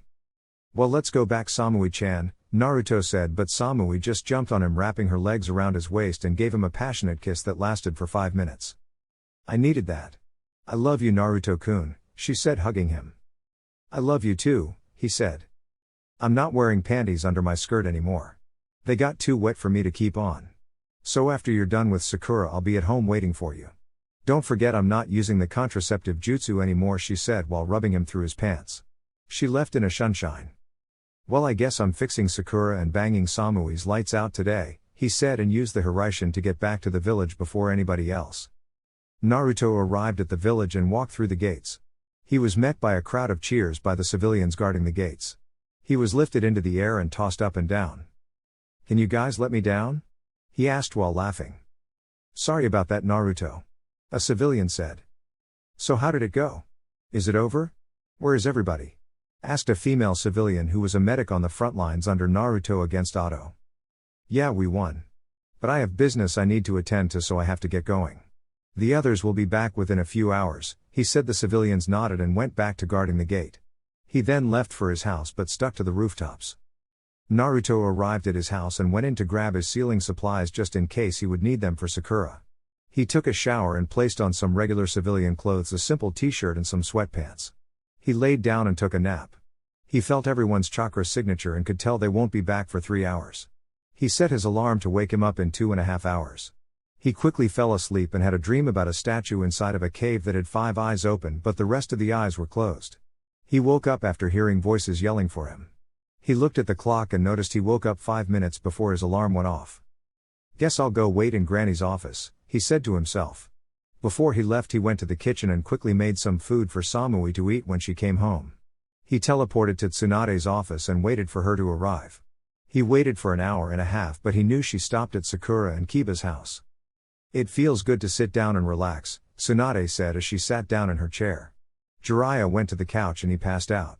Sakura was sitting in a chair rubbing her stomach. Lady Tsunade, not that I don't mind, but why am I here? Sakura asked. We have to give you a checkup, but we need to wait for Naruto. He should be here any minute now, Tsunade said. I'm already here, Naruto said, sitting on the ceiling. Tsunade looked up and glared at him. Get your ass down here. How long have you been here? She asked him. I've been here for almost 2 hours. I've been in the village for almost 5 hours, Naruto said. Hey Naruto, you ready for me to rock your world? Sakura asked, squishing her breasts together that grew due to her being pregnant. No, I'm here to do the checkup on you. But I need you to get naked for me. I know what it sounds like, but I need you to do it, Naruto said, and Sakura didn't even hesitate to take her clothes off. Okay, before the perv wakes up, I'm placing a small barrier seal around us three for some privacy, Naruto said, and Tsunade nodded as he placed a barrier around him. Okay, Sakura, do you ever find it odd how you always want to have sex with anybody and why you always ask for money afterwards? Naruto asked. No, I just like sex, there's nothing wrong with that. Why? Do you want me to get checked for any diseases before I ride you into the sunrise? She asked. No, I think you have a mind-altering seal on you. It makes you do things and act a certain way. I need to do a full body check on you to see if you have a seal on you. Your actions are questionable, not even the girls in the brothel house that make money by sleeping with people act like this. So can you lay down on your back for me? I'll unseal a comfortable mat for you, Naruto said, and Sakura nodded. He unsealed the mat for her and helped her lay down. She accidentally grabbed his dick while he helped her lay down. Sorry about that, Naruto. But that is one hell of a monster in your pants. I can't wait for my turn with it, she said, and he just rolled his eyes and activated his Sharingan and began looking over her body for any seals. He found nothing on her front side. Sakura, can you roll over to your side so I can check your back? Don't roll onto your stomach. I don't want you to harm your baby, Naruto said. She nodded and turned on her left side. He began checking her body from her feet and made his way up her body. He lifted her hair and noticed her skin was off in that area. It was a genjutsu over her neck. Sakura, has anybody been messing with your neck? Naruto asked. No, my mom only does. She said she had to run my neck every day. She said I was born with a neck problem and it needed to be checked every day, she said, and Naruto knew she was telling the truth. He undid the genjutsu and on her neck was a mind-altering seal, and it was bigger than just a simple seal. It had a mind-altering seal and it was combined with a slave seal and a torture seal. Granny, look at this, he said, and Tsunade looked at her neck and was pissed at what she saw. Naruto, is that what I think it is? Tsunade asked. Yes, it is. Sakura, do you ever get pains in your neck when you try to not have sex with somebody? Naruto asked. Yeah, but that's just my neck pains I was born with, remember, she said, like it was the most obvious thing in the world. But I haven't had any problems since I was pregnant. She added. Okay, Sakura, You have 3 seals on your neck. By my guess they've been here for almost 10 years. The first seal is a mind-altering seal set to make you act a certain way. The second seal is a slave seal that makes you do whatever your current partner tells you to do. The last seal is a torture seal that will send a slight jolt of pain to your neck if you decide to not have sex with somebody if they ask you to. He explained. Now she was shocked and scared. Is that why I've always had sex with Kiba even when I didn't want to after I got pregnant? He was forceful but I was trying to stop him because it was hurting but something stopped me from acting on it. Who would place that on me? She asked crying. My best guess would have to be your mother. She's the only one you said that touches your neck. You never noticed it because it was a genjutsu placed over it. I'm going to remove them from you, okay? He said, and she nodded with tears in her eyes. He went through 60 hand signs. Sealing art, multi-seal disintegration. He placed his hands on her neck and she screamed at the burning sensation she was feeling from the seals being removed. After 3 minutes all of the seals were gone and he placed a medical seal on her that he made work quickly due to her having a baby growing in her. Okay Sakura, the seals were removed. What's the last thing you remember? Tsunade asked. Oh my gosh, you're Tsunade Senju, I'm a huge fan. I thought you left the leaf. Why am I naked? Sakura yelled as she put her clothes on and noticed they were a lot bigger than what she usually wore. She was unaware of the looks shared between Tsunade and Naruto. Sakura, focus. What's the last thing you remember? Tsunade asked. I remember going home from school telling my mom how me and Naruto, this boy I go to school with, how we were becoming friends. After that everything is a blank, Sakura said honestly. You mean this Naruto? Tsunade said, point at Naruto who just waved back. What the hell? Naruto, you're huge. How are you that tall? We're only 10 years old. I mean, I'm still waiting for my breasts to grow. See how small they are? She asked as she felt her breasts, and they were big compared to what she remembered. They were at least a 36C. She then noticed her stomach was big and she felt a kick when she touched her stomach. What the hell is going on? Why are my breasts so big? Why am I pregnant? She asked worriedly. Sakura, you're 19 years old now, not 10, Naruto said. I don't understand. How is that possible? She asked confused. I'll have Inoiki come and restore her memories. I guess removing those seals locked them away, Tsunade said as she sent an Anbu out to get Inoiki. 10 minutes later Inoiki arrived at her office. You wanted to see me, Lady Tsunade? Inoiki asked. Yes, I need you to go into Sakura's mind and unlock all of her memories from the past 9 years, she said, and then explained the situation to him. He nodded and spoke to Sakura. Okay Sakura, I'm going to enter your mind and unlock your memories, okay, he said, and she hesitantly nodded. Mind possession jutsu. Inoiki entered her mind and both of their bodies went limp and Naruto sat them both in chairs. 5 minutes later Inoiki was back and waited for Sakura to wake up. Sakura woke up 10 minutes later and began crying. Naruto, I'm so sorry. I didn't mean to treat you like that. I didn't know I was doing it, she said crying. It's okay Sakura. I forgive you, Naruto said and hugged her. My life and ninja career is over with.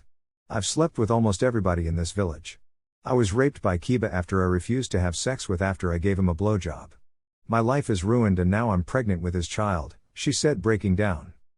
Sakura, would you like me to have Kiba arrested so you can press charges against him? Rape is very frowned upon in this village and is especially frowned upon in the Inuzuka clan, Tsunade said. Yes please.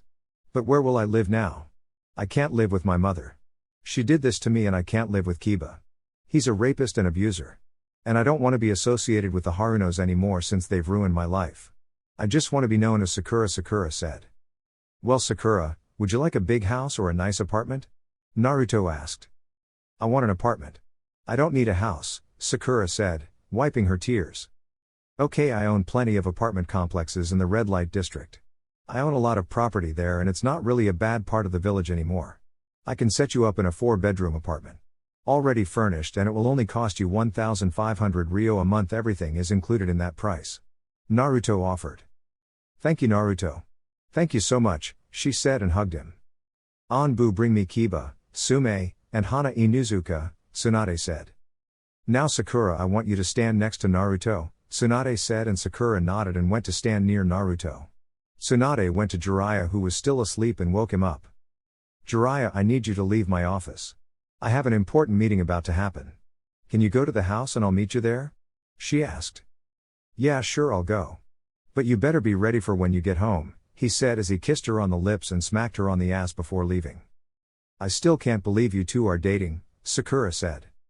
Me either, Tsunade said. The door opened and in walked Kiba, Hana, and Sume Inuzuka. Naruto looked at Hana and she was pregnant. He guessed she was about 3 to 4 months pregnant. Hey Hana, I see you and Genma are adding some more pups to the family, Naruto said. Yeah, we are. I've got twins baking in my oven, she said, rubbing her stomach. Yep, my baby girl is giving me some grandkids that I can actually claim since the Haruno family managed to get their claws on my son, Sume said. Actually Tsume, after today you will be able to claim all of your grandkids. Sakura has denounced herself from the Haruno clan. I'll explain why soon, Tsunade said, getting a confused look from Kiba, Hana, and Sume. Sakura, what the hell are you doing here? Come here, Kiba said in a demanding voice. Sakura rapidly shook her head no at him and grabbed her stomach and moved behind Naruto. I said. Get over here. Now, he yelled, walking towards her, but was stopped when the Kubikirabocho was pointed at his neck. She said no, now back off, Naruto said, activating his Sharingan. Kiba, stand down. You are brought here under the charges of rape and aggravated assault against one Sakura, formerly known as Sakura Haruno, during your time in the Inuzuka clan, Tsunade said. I'm sorry Lady Tsunade, but rape and aggravated is a serious accusation. Especially if somebody is from the Inuzuka clan. We both know how this slut was fucking everything walking. Now she accuses him of rape and assault. This is bullshit, Sume said. Hana didn't respond. She was busy looking at Sakura, who was terrified. Actually Sakura didn't know what she was doing, Sume. Naruto found a mind-altering seal, a slave seal and torture seal on Sakura placed on her by her mother when she was 10. Now he removed her seal and everything she went through the past 9 years was sealed away. She was essentially a 10-year-old girl with the body of a pregnant 19-year-old. Now I had Inoiki unseal her memories and they came back. Turns out Kiba raped her after she refused to have sex with him after giving him a blowjob, as well as abused her on multiple occasions while she was pregnant. Now she tried to stop the rape from happening, but the slave seal on her neck would activate and force her to take it. I kept Inoiki here to search her memories. Now, I want to see Kiba's memories to see if they match. If they are proven correct, I'll leave his punishment up to you, since at the time he was a part of the Inuzuka clan and I know how your clan is about this kind of stuff, Tsunade said, and Sume nodded. He is not checking my memories. I didn't rape or abuse her. Sakura, get your ass over here now. I'm not going to ask again. Now get your ass over here, let's go, Kiba yelled, and Sakura backed into the corner holding her stomach again, shaking her head rapidly. Hana noticed she kept holding her stomach almost as it was instinctive. Holy shit, Hana said. What is it, pup? Sume asked. He did it. Look at how she's holding her stomach, it's as if she's protecting the baby from getting hit. He did it, she said. Tsunade walked up to Sakura and placed her hand on her stomach to check for any damage to the baby. She found nothing wrong with the baby, but Sakura had broken ribs that could be dangerous, so she healed them and checked for any signs of abuse, and her body was covered in bruises that she had to heal. Naruto, hold Kiba down. Inoiki, check his memories now. Tsunade ordered. Naruto placed Kiba in a Sharingan genjutsu, paralyzing him. He knew about Kiba's horrible chakra control and genjutsu problems. Inoiki then searched his memories and came back 5 minutes later. He did it. He's been raping her since she turned 16, she just never remembered it until now. He also knew about the seals on her. He got the control seal from her mother after he slept with her. They wanted her to have kids so Kiba could have her forever as a personal slave and her mother would get accepted into the Inuzuka clan. However, when Sume kicked him out of the clan, their plans went up in smoke and he started to take his anger out on her. He tried to poison her in her sleep as well, but she subconsciously activated her healing chakra and pushed out the poison, Inoiki said, and Kiba woke up after he finished. Kiba, you have been found guilty of rape and aggravated assault as well as attempted murder. Your punishment will be administered by your mother and sister. Now as for you, Sakura. I need you to sign these papers releasing Kiba from any responsibilities he would have towards your unborn child, as well as the form to have you legally removed from the Haruno clan. Since you're 19, you don't have to have your parents around for this, Tsunade said. Sakura quickly signed the papers and Tsunade put her stamp of approval on both forms. Sakura, I'm sorry, I had no idea you were going through all of this.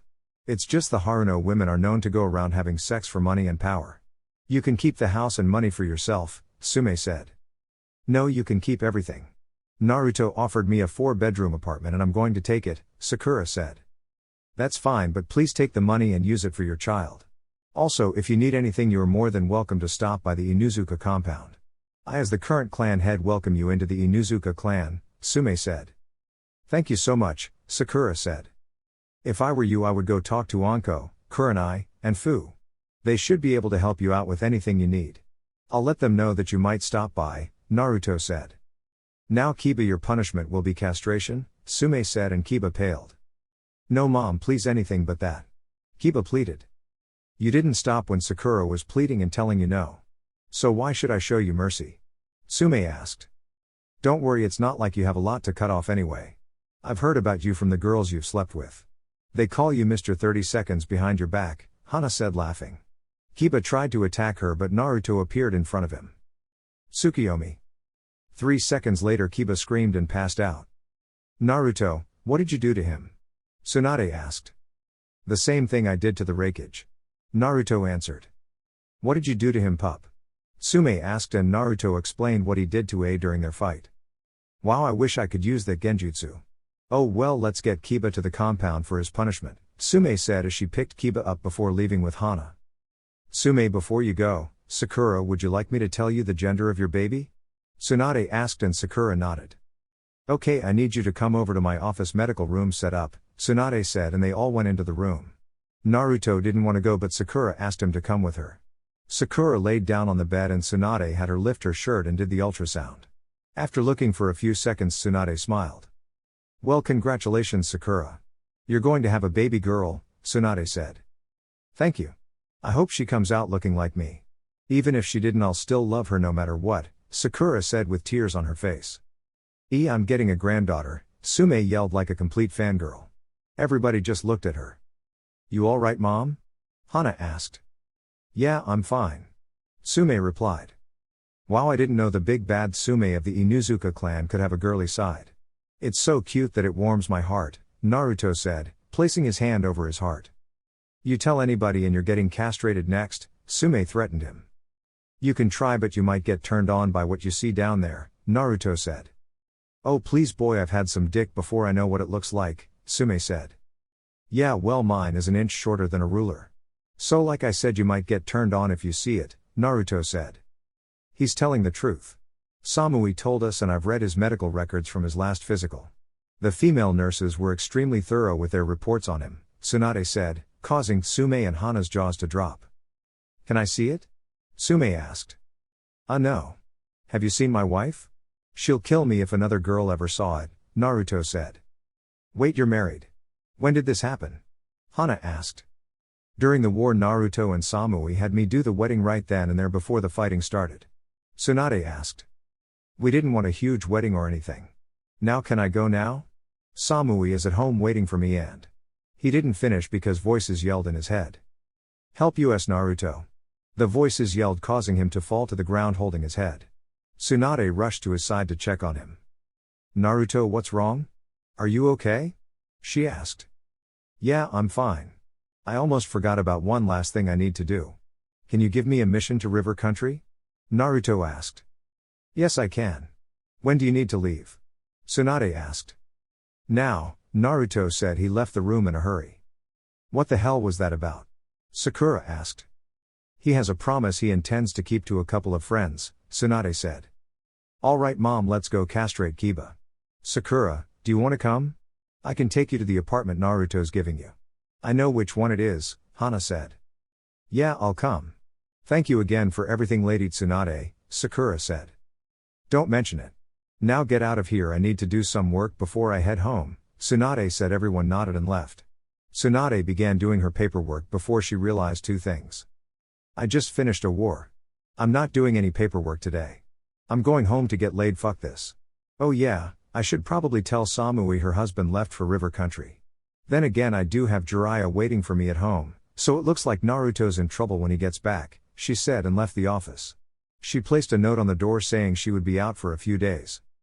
Meanwhile, Naruto is running full speed heading west for River Country. He would have to sneak in due to the borders being closed. But he didn't care, he was keeping this promise. Don't worry guys, I'm on my way. He thought to himself as he activated his 6-path Sage mode and just disappeared. All you could see was a yellow streak of light as he sped by anything. Chapter 23, Promises and Dreams Fulfilled. Naruto made it to River Country in an hour and was looking for the cave where the tailed beasts were sealed. Where the hell could they be? He said to himself. He tried extending his sensing abilities, but there was something blocking him. He went to the area where the blocking was coming from and walked around for about 2 hours looking for the hideout. He located the area and found a cave with a barrier seal on it. So this is why I couldn't find them. A barrier seal that requires you to remove 4 other seals before you can take this one off. Child's play for someone like me. He said he created 4 clones and had them search for the other 4 seals. I can simply override this seal, but I don't know if it's booby-trapped on the other side and I don't want to risk it, he said.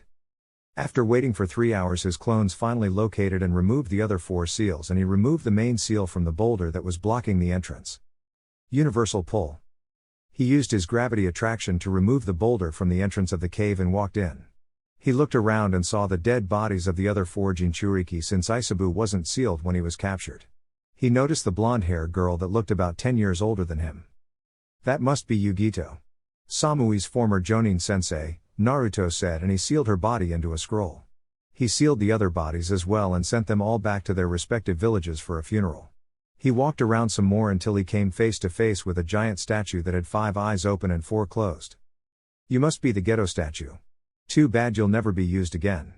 The era of Jinchuriki is ending today.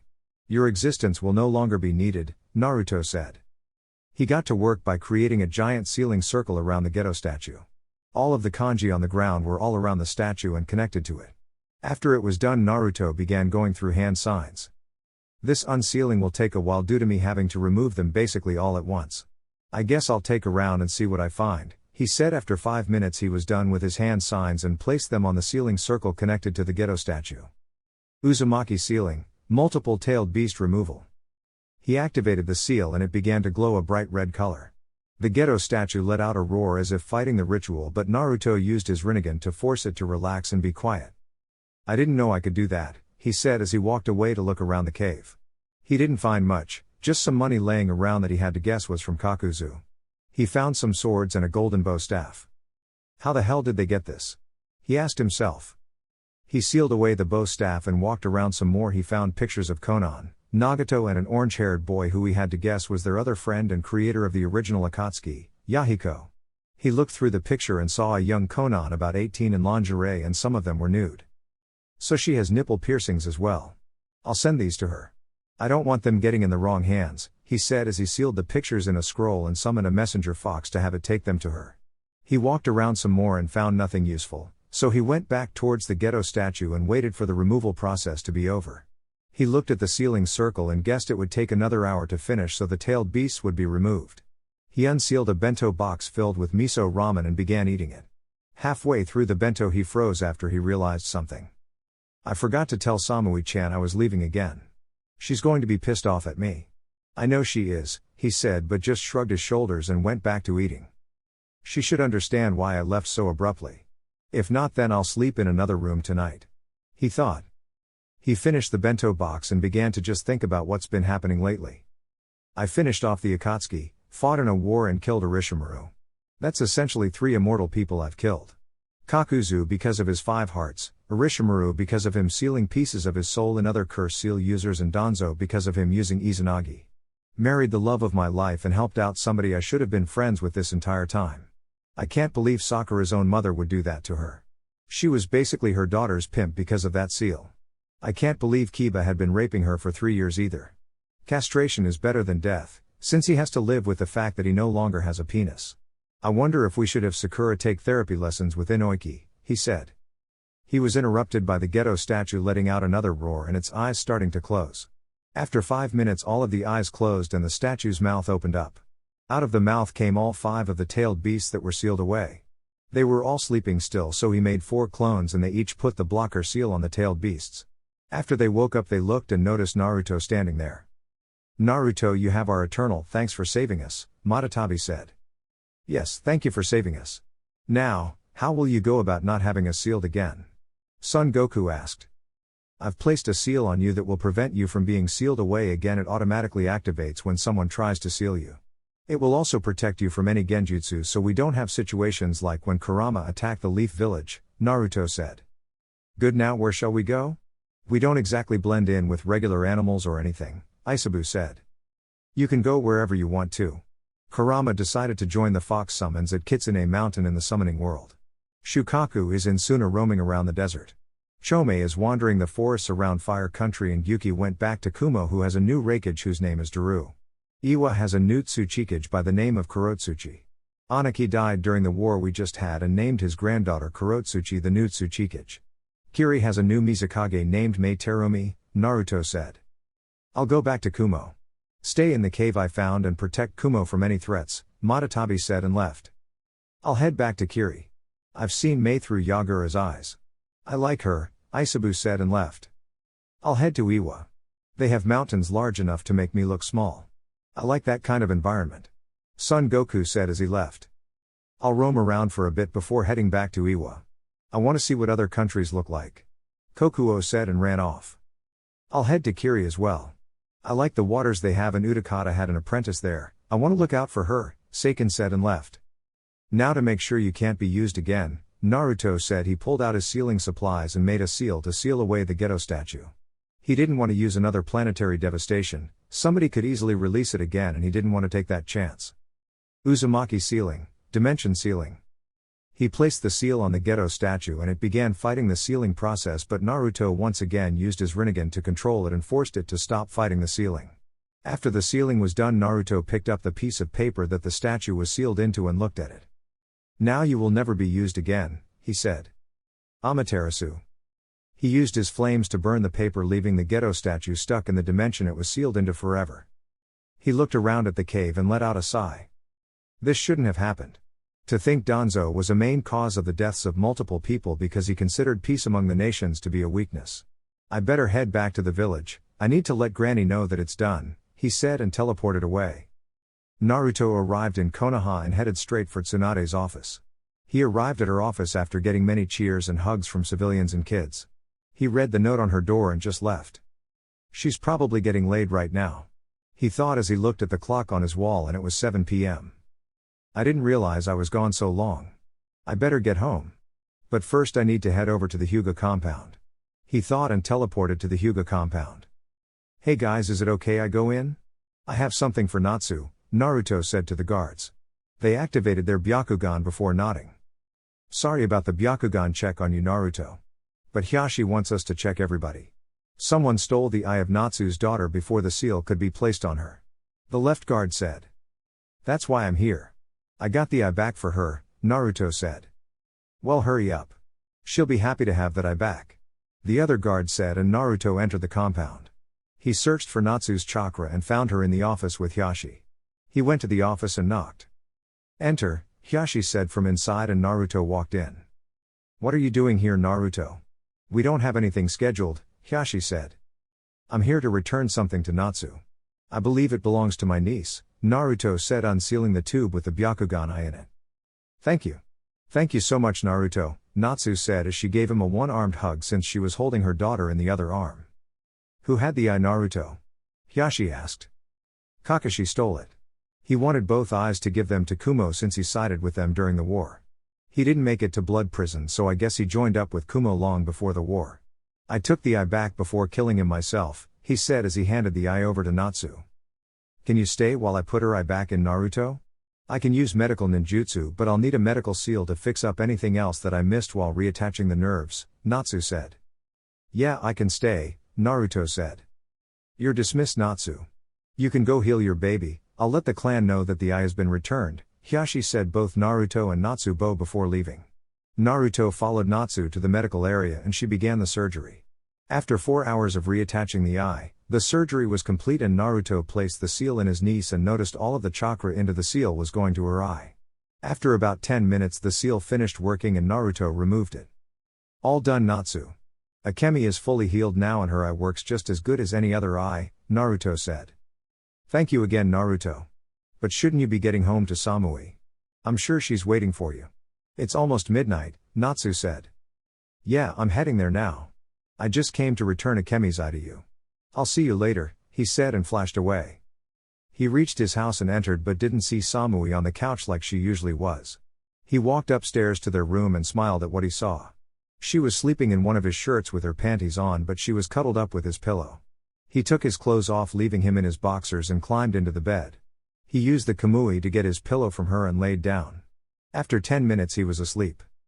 He woke up the next morning at 8 a.m. and he remembered Tsunade wouldn't be in her office until next week, so he laid back down and went to sleep. He woke up again at 11 and Samui was still asleep. He went to take a shower and after 20 minutes he was done.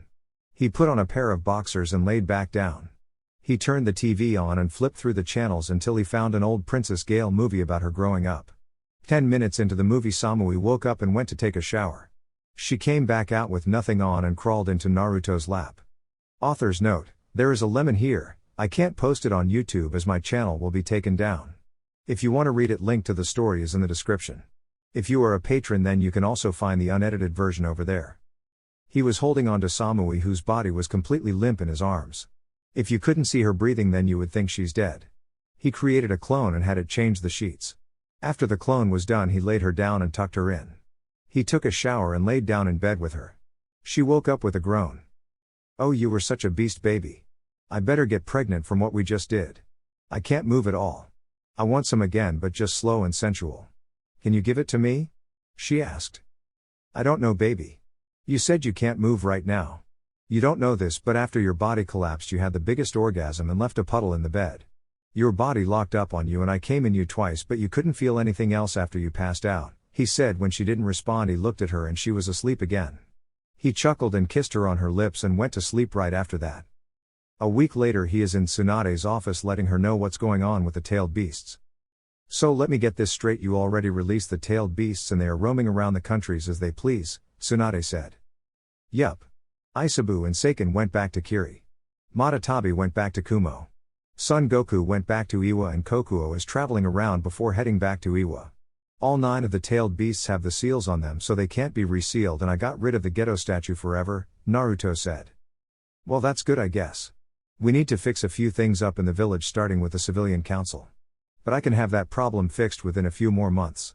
Jiraiya officially retired yesterday, so now you completely run the spy network and I guess Anabi and Tuya are your partners in the new legendary Sannin. The snakes have taken their scroll back to their summoning world. Katsuyu told me they have civil war going on. Some snakes want to continue what Manda has done and others want to end that way and live more peacefully to gain respect for the snake summons," Tsunade said. "Yeah, I know about the snakes, Helios told me when I visited the Dragon Realm yesterday. But besides that, I came here because I want to buy the land that all of the brothel houses are on. I said I was going to fix up the buildings for them and since I have the time to do it I want to get started now," Naruto said. "Naruto, that's 4 blocks of land that you want to buy. Are you sure? That's going to cost you about 4 billion Ryo, Tsunade said. "Yeah, I know. So can I buy them?" he asked. Sure, she said and got out the paperwork for the purchases and they began the transaction. After 2 hours of paperwork and money transferring, Naruto officially owned 10 or 11 blocks in the red light district. "Well, what are you going to do with the buildings?" Tsunade said. "I'm just going to tear them down one at a time and create new ones. I've been inside of these brothel houses as a kid and trust me it's disgusting. They raised me so this is my way of paying them back. I fixed up some apartment complexes for them and they're all cheap and affordable despite them being as good as or if not better than some of the apartments located towards the middle of the village," Naruto said. "Well, good luck. By the way, your nieces and goddaughter have been looking for you. You might want to go over to Anko's house," Tsunade said. "Yeah, I know, I'm heading there now. I just came to check in with you first," Naruto said. He gave her a hug and left through the window. He'll never stop that. But in 7 months I won't care as I'm passing on the hat to him as a surprise birthday gift. By that time I should be pregnant," Tsunade thought to herself as she continued doing her paperwork. Naruto went to Anko's house and played with the kids for the entire day. Even Ayame stopped by with Tucci. He went home and saw Samui asleep on the couch as usual. "She does realize we have a bed, right?" Naruto thought as he picked her up and took her to their room. "You're back," she said as she woke up. "Yeah, sorry I took so long. I met with Granny this morning about some stuff and I went to visit the kids. I got caught up playing with them that I didn't realize it was so late," he said as he got in bed. "It's okay, I understand. Now come here," she said and he moved closer. She just gave him a kiss filled with love. "I love you, Naruto-kun," she said. "I love you too, Samui-chan." Naruto replied. She laid her head on his chest and they soon fell asleep together with smiles on their faces. 7 months later. 7 months passed and it's October 10th, Naruto's 19th birthday. He woke up early because Tsunade told everybody in the village that she had an important announcement to make. He was downstairs waiting for Samui to come down. "Baby, are you ready yet? The announcement is in 30 minutes, he said. "Yeah, I'm coming. Don't forget it takes me a while to get ready now," she said, coming downstairs. She was taking her time because after that first night they had sex after the war, she did in fact get pregnant. She was 7 months pregnant right now with twins, 2 girls. They were going to name them after his mother and godmother. "I'm sorry baby, you should have said something. I would have helped you get ready and carry you down the stairs," Naruto said. "It's okay, don't worry Naruto, I got it. It's my exercise walking up and down these stairs. After this announcement I'm coming home and sitting on my ass until this pregnancy is over with. My feet are killing me and they feel swollen," she said as Naruto helped her put her shoes on. "Don't worry, when this over I'll give you a foot massage and make you dinner. How does that sound?" he asked. "Sounds heavenly. Can you make me some ramen with chocolate shredded on top of it with some pickles and ice cream on the side?" she asked with puppy dog eyes. He just laughed at her.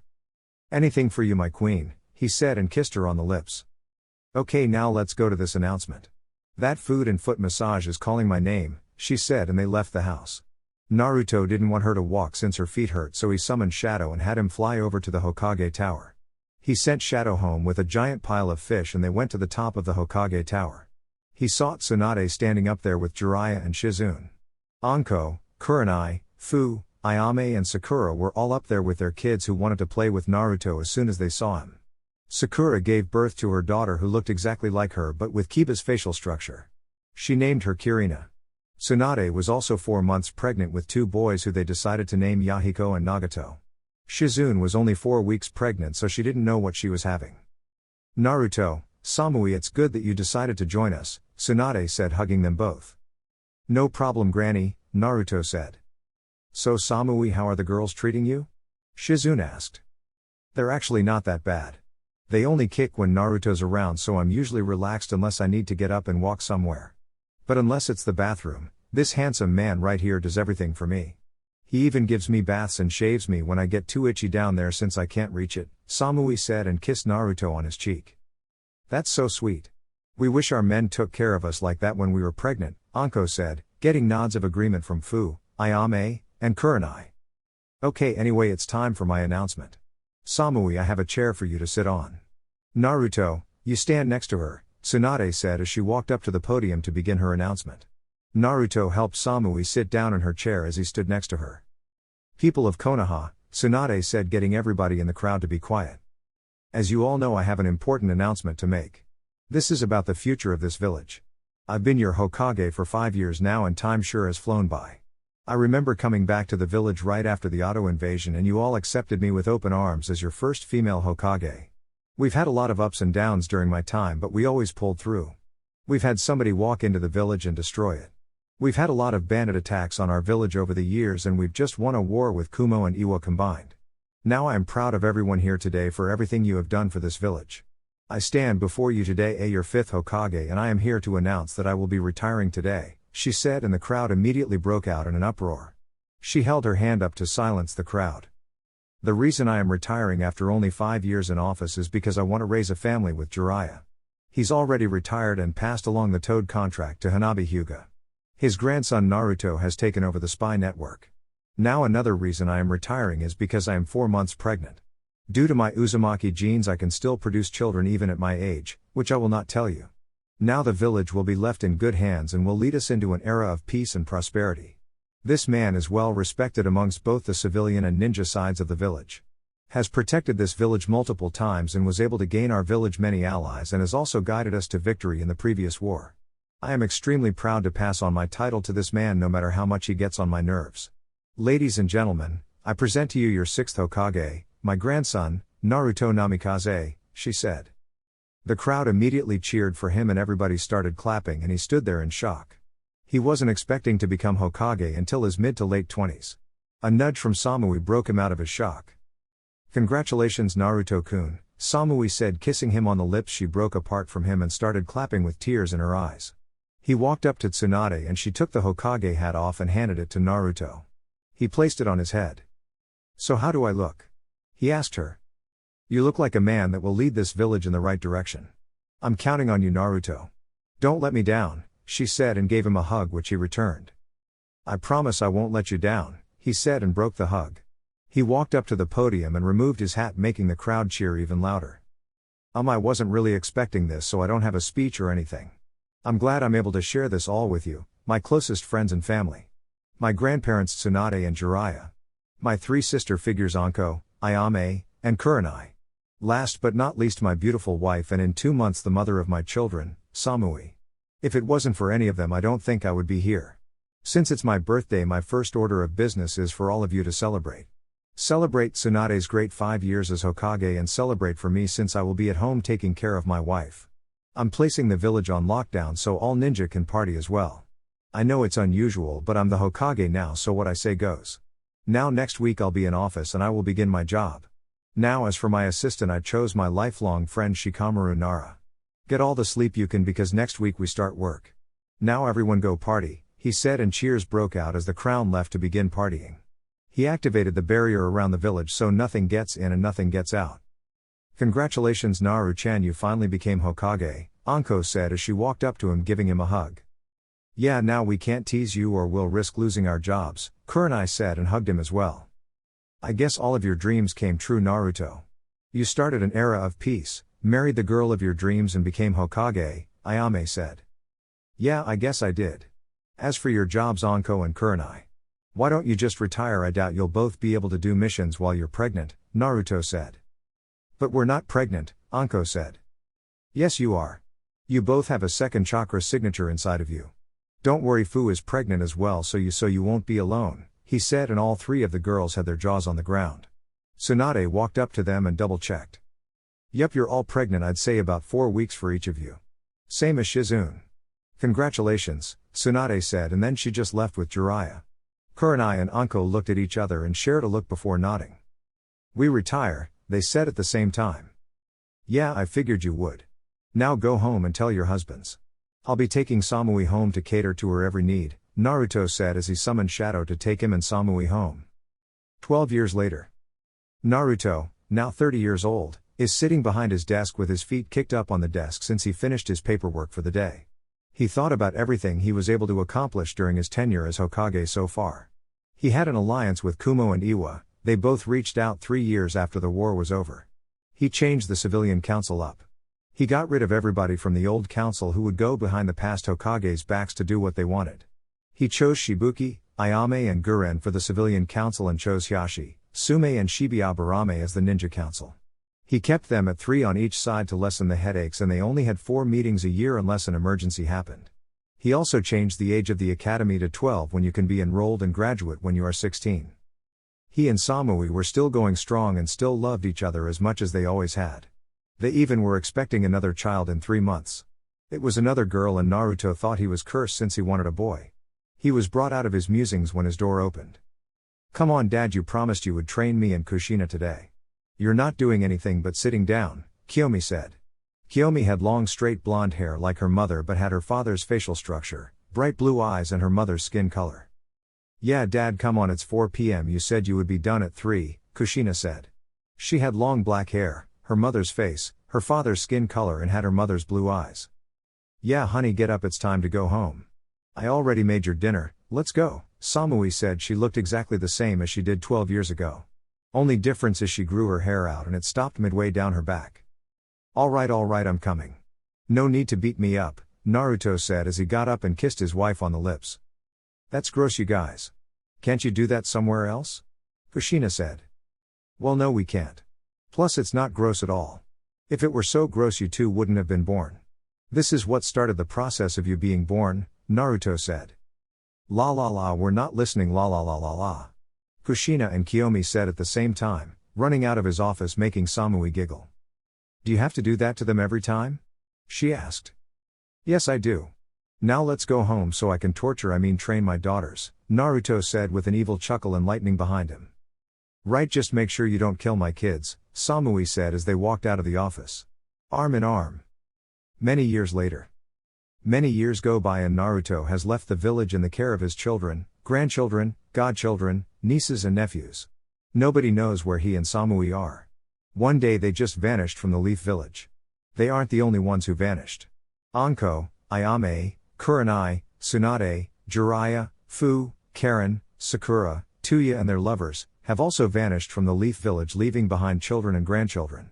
Nobody knows where they went, but if Kiyomi and Kushina had to guess, they knew where they went but decided to leave it alone. They respected their parents' wishes to vanish without telling anybody. Due to all of their efforts, they were responsible for the peace that the world was currently experiencing. But they both knew one thing: if the world ever needed them again, they would show up and fight to protect what they fought so hard to achieve. Kushina was standing on top of the Hokage mountain on her father's head. She let out a smile at how peaceful the village is. She felt a mild gust of wind behind her and turned around but saw nobody. She looked at the ground and it was a piece of paper on the ground. She picked it up and read it. "We'll always be watching over you and your sisters, Kushi-chan. We love you." She stared at the letter before looking up with tears in her eyes. "I love you too, Mom and Dad," she said and walked away. If she would have stayed longer, she would have seen two pairs of eyes looking at her. One pair was blue and the other had a purple left eye with a red right eye with 3 tomoe in it. "You ready to go, Naruto-kun?" Samui asked. "Yeah, I am. Let's go," he said, and they walked into the trees, vanishing into nothing while holding hands. The last thing Naruto did before leaving was stab the Kubi Kiribocho in the ground, waiting for the next worthy user to come and claim it to carry on the legacy. Alright everyone, that's it for the video. If you enjoyed it, please feel free to leave a like and subscribe. Also, feel free to check out my Patreon page in the description. I post the full stories over there immediately, along with many other extra stories you guys can enjoy. Anyways, until next time, peace.